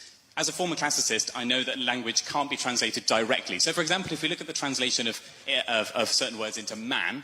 So I've got two words here. So I've got malakoi, which means essentially soft, which isn't necessarily directly saying a gay man. And then he's referring to what we talked about a minute ago. Arsenokoitai is the other, right? Got, oh God, how do I say that? Arsenokoitai. Arsenokoitai, which essentially means prostitutes. Yeah, you did a good job with it. And actually, no, it means man bed is actually, yeah. It's just hard to know exactly, but people have mostly kind of surmised that it meant passive participant, which could mean prostitute, which could mean bottoms. It's just ambiguous because it's a hapax legomenon. Now, if we look at things linguistically, we can pick apart the Bible and say that actually it wasn't saying man shall not sleep with man, it's saying man shall not sleep with prostitutes, which is an entirely different linguistic thing. I'm not even getting into Leviticus, though. But no, my contention is completely New Testament. Brother, he was talking about the New Testament. He is so fucking stupid. I'm sorry, I'm not that guy. I'm not always bagging on people. But he's not listening. He's got gummy bears in his ears or something. He's refusing to see the truth in front of him. Okay, the Bible is not as anti-gay as Charlie Kirk wants to make out. Christians are anti-gay. Christianity is anti-gay. You could say it's a tradition in the church or whatever, but the Bible doesn't really translate out. Certainly not as hard anti-gay as he is trying to portray. This isn't Leviticus. Well, but you said man shall not speak another man. So you're talking about Romans. Well, okay, these words are used throughout the right. Well, Bible actually, in Romans 1, it was actually women sleeping with women. So you got your verses wrong. In Romans 1, Paul is No, he said, yeah, it mentions women sleeping with women and men sleeping with men, but not exactly. Again, words are a little bit sticky there because they're hapax legomena. They're words that we had never read before, and they don't. It's not the word for gay. There was a word for gay. It's not in there. prophesying about the end of the world, and he's saying that in the end times, woman will like with woman like, and man will, I think it might say man will like men like. You have to get the verses specifically, but it is agreed upon, and you can agree. This is why tradition is important, and I even say this as a Protestant, is that we believe that Scripture is very important, but also look to tradition. Oh my God. He's making the Catholic argument. Are you serious? When you are debating yourself out of your own set of beliefs. Ugh, God. I don't know why it does this. I really need to cover the Jehovah's Witness thing, but it's getting super late. Oop. And this is really interesting. Is very important, but also look to tradition. Church tradition has had an unbroken chain affirming matrimony. Holy matrimony being one man, one woman. Yeah, you're talking about the Catholic Church, right? The Catholics do? One, even as a non-Catholic, I'm glad that Pope Leo has reaffirmed in the last couple of days. And so I'm not even sure your contention, your point. Are you saying that the Bible doesn't affirm marriage as one man, one woman? Or are you saying church tradition doesn't affirm marriage one man, one woman? The Bible doesn't affirm. Okay, that clearly doesn't affirm. That is complete nonsense. But it's not. It doesn't. Yeah, the Bible is not overtly anti-gay. Yeah, there were words for gay, and it isn't in the New Testament. It's a linguistic error, and it's debated. But Christ our Lord, which is the standard, he affirms this idea that you will leave your father's home. Going back to Genesis 12 and this idea of Abraham leaving his father's home, and you will... Yeah, it was about marriage. It was about whether you should be allowed to get divorced. They were trying to catch him up. And there was something else I want to mention about this. I'm trying to remember. No, never mind. Cleave to your wife, that it'll be called one. In fact, this idea of a new creation, which is something that is then used by the Apostle Paul to describe the Church of Christ and the bride of the church, and the church being the bride of Christ. Again, marriage didn't exist the way that we understand it, not even close. With Jesus. So I'm not even sure your contention. It is. Yeah, but you're just avoiding my point. I'm saying the Bible that we have today is 100% a translation, and a translation I acknowledge that. Ambiguous. And well, hold on. But what about specifically in Matthew or in the book of Romans? And but in order for you to be correct, you mean the church fathers translated it wrong when they were within like 50 years of this? No. They didn't. That's the thing. They didn't. King James had it commissioned in the 1700s, I think, or whenever, 1600s, 15. And they got it wrong then, and it just kept getting passed down incorrect. The Schofield Reference Bible in the 1800s, I think, got a whole bunch of shit wrong. But yeah, I mean, the 50 years after Jesus, I think, is when some of the first Gospels were written down. The book of John, I think, was written in the year 110 BCE, or BC. I'm sorry. The book of John was written in 110 CE. Book of Revelation, 110 to 150, somewhere in there. So, yeah, no, it wasn't messed up by them. It was messed up by modern people, more modern than that, at least. In order for your contention to be correct, you have to say that the early church fathers that wrote the early letters to the church, they were translating it wrong. And No, nobody has to say that. Just making this shit up. The tradition they established was wrong. So by then we can lean on tradition and scripture. So when you get tradition plus scripture, you get something that is authentic, that is real, and that is verifiable. Then why aren't you Catholic? It highlighted that tradition does not align with Scripture. We've gone back thousands of years to ancient Mesopotamia. But understand, but at the time, they all spoke Greek, they wrote Greek, and they spoke Aramaic. So Yeah, are you talking about 2,000 years ago? Yeah, people spoke Greek and all of that. That's not from 2,000 years ago. That's the point, Charlie. My God. For example, when they were writing the early Gospels, the synoptic Gospels of Matthew, Mark, and Luke, they were obviously writing in Greek. They knew that language. So in Matthew, when they were writing Greek, and then the early church fathers knew Greek and adopted that as church tradition, we have a 2,000 unbroken chain, I think you can irrefutably say that it was the teachings of Christ for one man and one woman. Because the church tradition has been unbroken for 2,000 years, and they derived it from Scripture of that original language. Yeah, why aren't you Catholic? This is just an argument for being Catholic. You can't argue that. That makes sense. I mean, if we agree to disagree, then why don't we look at biology? So you know better than the church fathers? No, I don't. If you know better than Pope Leo, Charlie, is what you're saying? I'm not saying I know better than the church fathers. What I'm saying is, linguistically, there is undeniably an error. Regardless of what you say, that is our lens, maybe, but not from the people when they were making these traditions. I agree. They may have got that right, but that... Oh my God, dude. He is such a fucking weasel. Here's the thing that's interesting about this to me. We know that he's wrong, and we know how he's wrong, like me and like you guys as viewers. Think about how he's framing this. He probably knows he's wrong too, and he's desperately like flopping around like a fish out of water, trying to come up with any argument he possibly can. And the argument that he's landed on is it's traditional. That's just what Christianity does. Doesn't really matter. It's not in the Bible. And Jesus said, one man, one woman. Again, doesn't really matter. He was talking about marriage and not getting divorced specifically. If you notice, he didn't focus in on any of the other verses, and that's because he doesn't know what they are. He thought it was in Jude and Titus. Anyway, the dude's just a joke all the way down. And it's just, I think he's one of the most influential jokes in the country, sadly. But yeah, tell me what you think about it in the comments. Fascinating. All right, I really want to hit one more thing. I'm going to make this one quick, though, because I got to get to bed. But I have to talk about Dave Mustaine. I'm going to time this one. I'm going to stick to it. 3:25:29. Let me write this timestamp down. 3, 5. Wow, that one was like a lot longer than I thought it was too. Okay. 2, 3, 4, 5, 6. Okay, cool. Dave Mustaine, a lot of people know he's an ex-Jehovah's Witness. A lot of people don't know that, I suppose. He talked about his experience with Jehovah's Witnesses, and it just resonated with me hard. Being an ex-Jehovah's Witness myself. Check this out. What do you have to say? 4 years old. Oh, by the way, if you don't know, he's a singer of Megadeth, the creator of Megadeth. He was a guitarist in Metallica for a couple of years, I think, in the 80s. He's the shit, generally. 4 years old. Your parents separate. How many siblings do you have? I have 3. Debbie is 3 years older than me, and the other 2 were 15 and 18 years older than me and are both deceased. Yeah, 15 years older, 18 years older. And Debbie was 3. So 4 kids, all Jehovah's Witnesses, I believe. Were you close with them?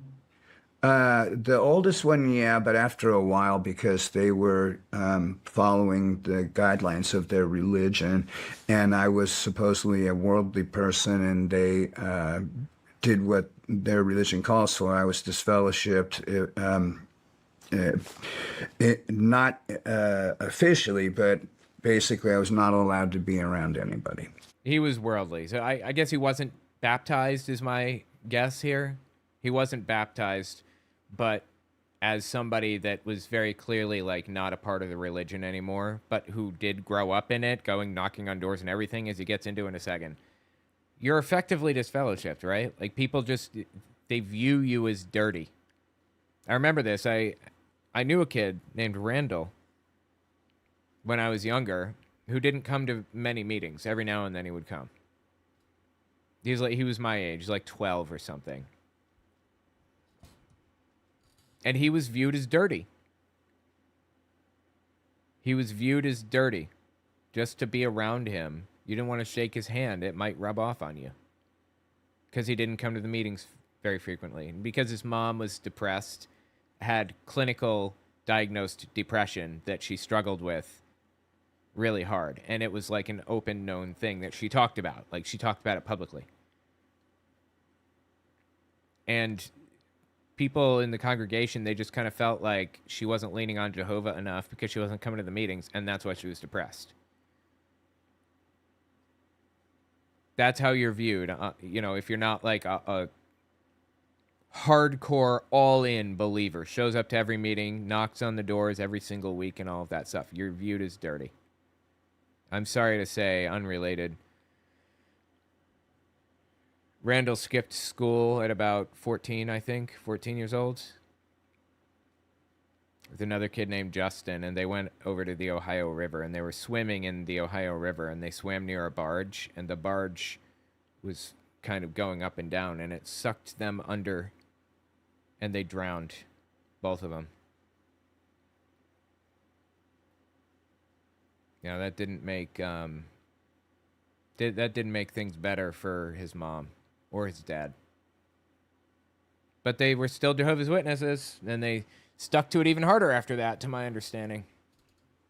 I couldn't come to meetings. I couldn't go to witnesses' houses and stuff like that. And I didn't care because I hated that religion. Yeah, but it's everybody you ever knew or loved in there. So you can not care. I certainly don't. But it still gets you, you know? I don't care to hang out with Jehovah's Witnesses, but that was like everything. Like, these are the people that I grew up with. You know, when my parents were destitute, didn't have money for school supplies, the congregation got together and, like, bought me a backpack for school that year. I was using the backpack that they got me. And now those people will never talk to me again for the rest of my life. See them in the store, they'll lock eyes with me, and they'll look away. And they won't look at me again like I'm a ghost. Shit sucks. For real. His houses and stuff like that. And I didn't care because I hated that religion. So were you... I mean, my editor and good friend grew up as a Jehovah's Witness, and then, I don't know if you would call it escaped it, but... Yeah, I would. That's what I call it, escaped it, because it sounds very extremely cultish. Yeah. And they have destroyed his relationship with his son and the rest of his family. That shit is wrong.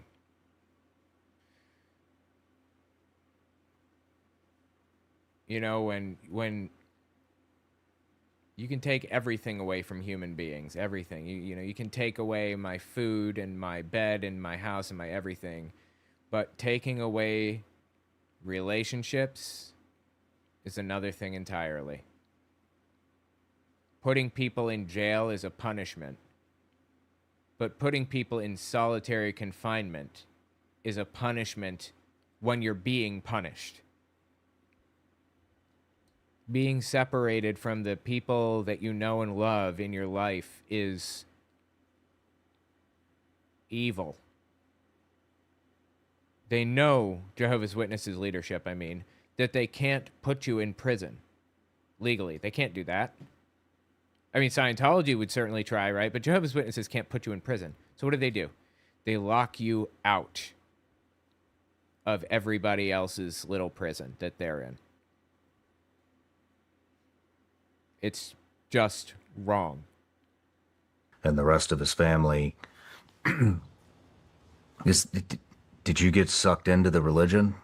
No, I didn't like it. I'm a kid. I want to watch fucking cartoons, man. I don't want to go to church.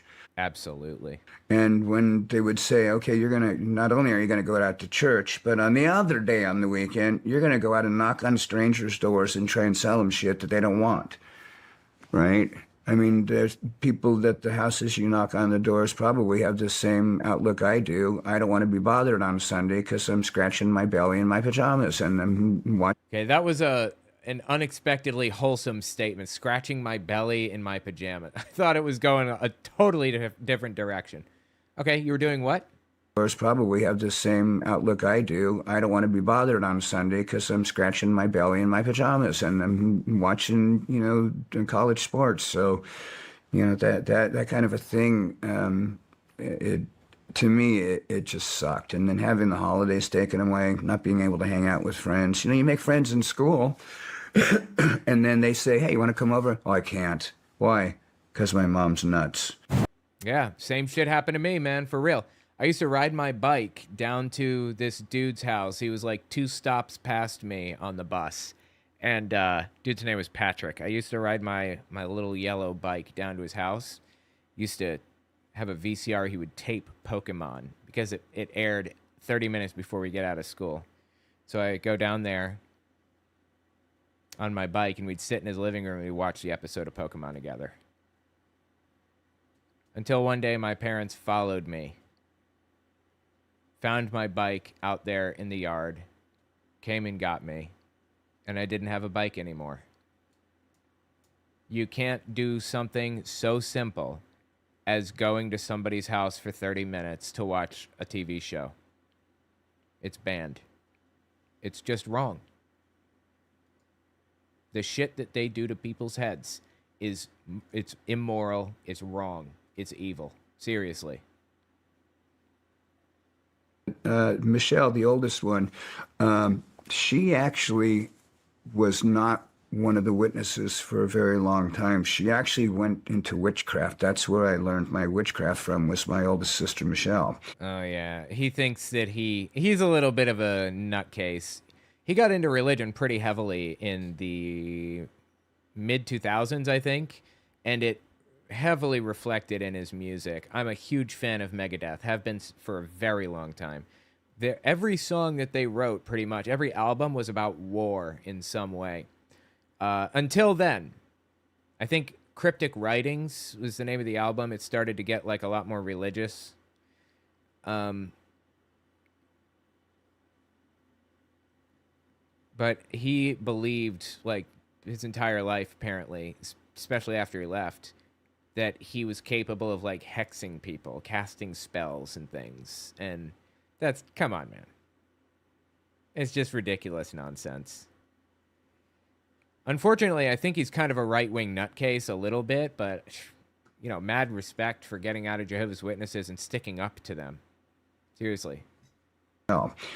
And then she somehow got, you know... FYI, I think Cryptic Writings, the album, was just top tier. It was actually very good, despite, like, the religious undertones. Really, really good album, actually. Solid riffs. Somehow got, you know, re-recruited, and she ended up being a witness again at the end. And she would talk to me, but it was like kind of like an aunt kind of thing. And then my yeah, it was, I imagine, very distant is what he's saying, right? 100% get it. Yeah.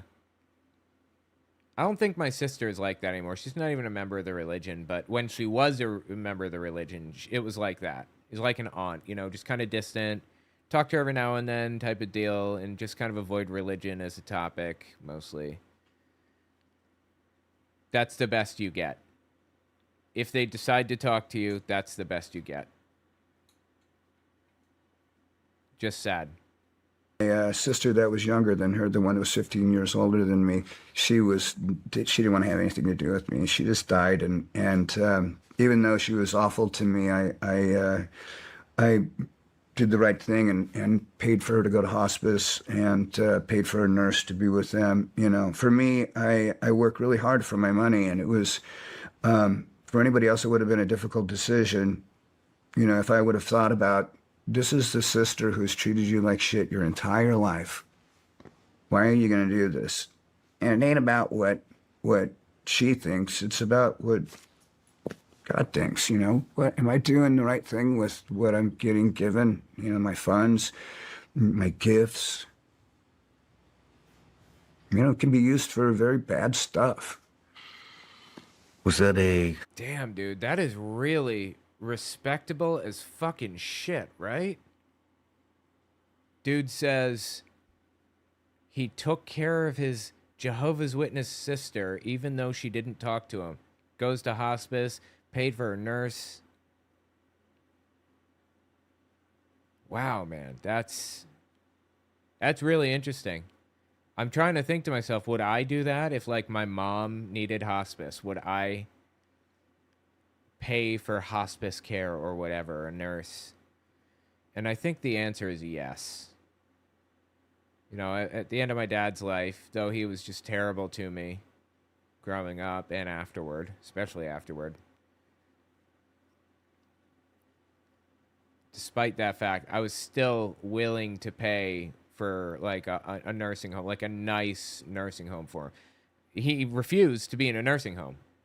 He died in a little tiny trailer with carpet that had been worn down so that you're now walking on the floorboards. And it was just full of trash. And he was alone. Just him and his little dog, Edison. That's it. He died there. When he could have died in a decent old folks home. Like a decent place where they take care of him and they make sure he's taking medicine and all that other stuff. He didn't want that. He wanted to live with one of us kids. And I just said, no, that's not happening. The point is, I was willing to pay for that for him, despite how he treated me. I think I would do the same for my mom, and not because of God, the big man upstairs, as old Dave Mustaine said, but because it would feel like the right thing to me. Not that there's any obligation. I don't think that it would be immoral to have nothing to do with my mom even after she goes into hospice. But if she was destitute and I had the money for it, I might pay for it, despite how she's treated me all these years, That's pretty respectable. It can be used for very bad stuff. Was that a tough decision for you? To help my sister try to pass into the next world.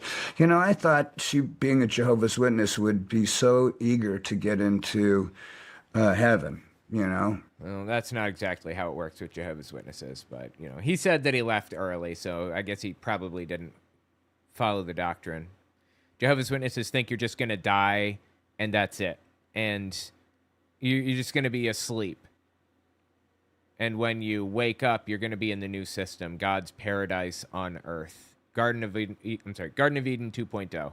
The only people that go to heaven are 144,000 special chosen people who just know, God spoke to them in their hearts and in their minds. And he said, you're the guy. You're going to be the one.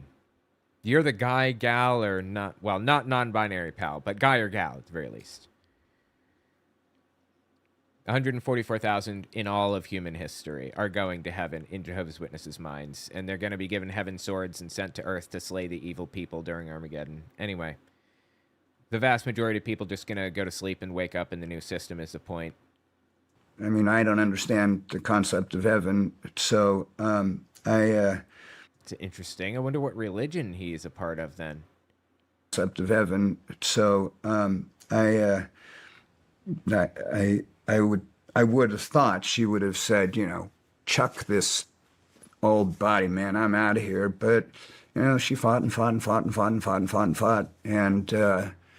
And finally, the government out in California put her into hospice. I'd been paying for a very long time for a nurse for her. When people wonder what I spend my money on, that was a lot of it, was paying for my sister's transition into death. Damn, man, that's a respectable thing to spend money on, right? Dude could have spent it on coke or heroin or whatever celebrities were doing at the time. He could have spent it on political campaigns. He could have spent it on gambling.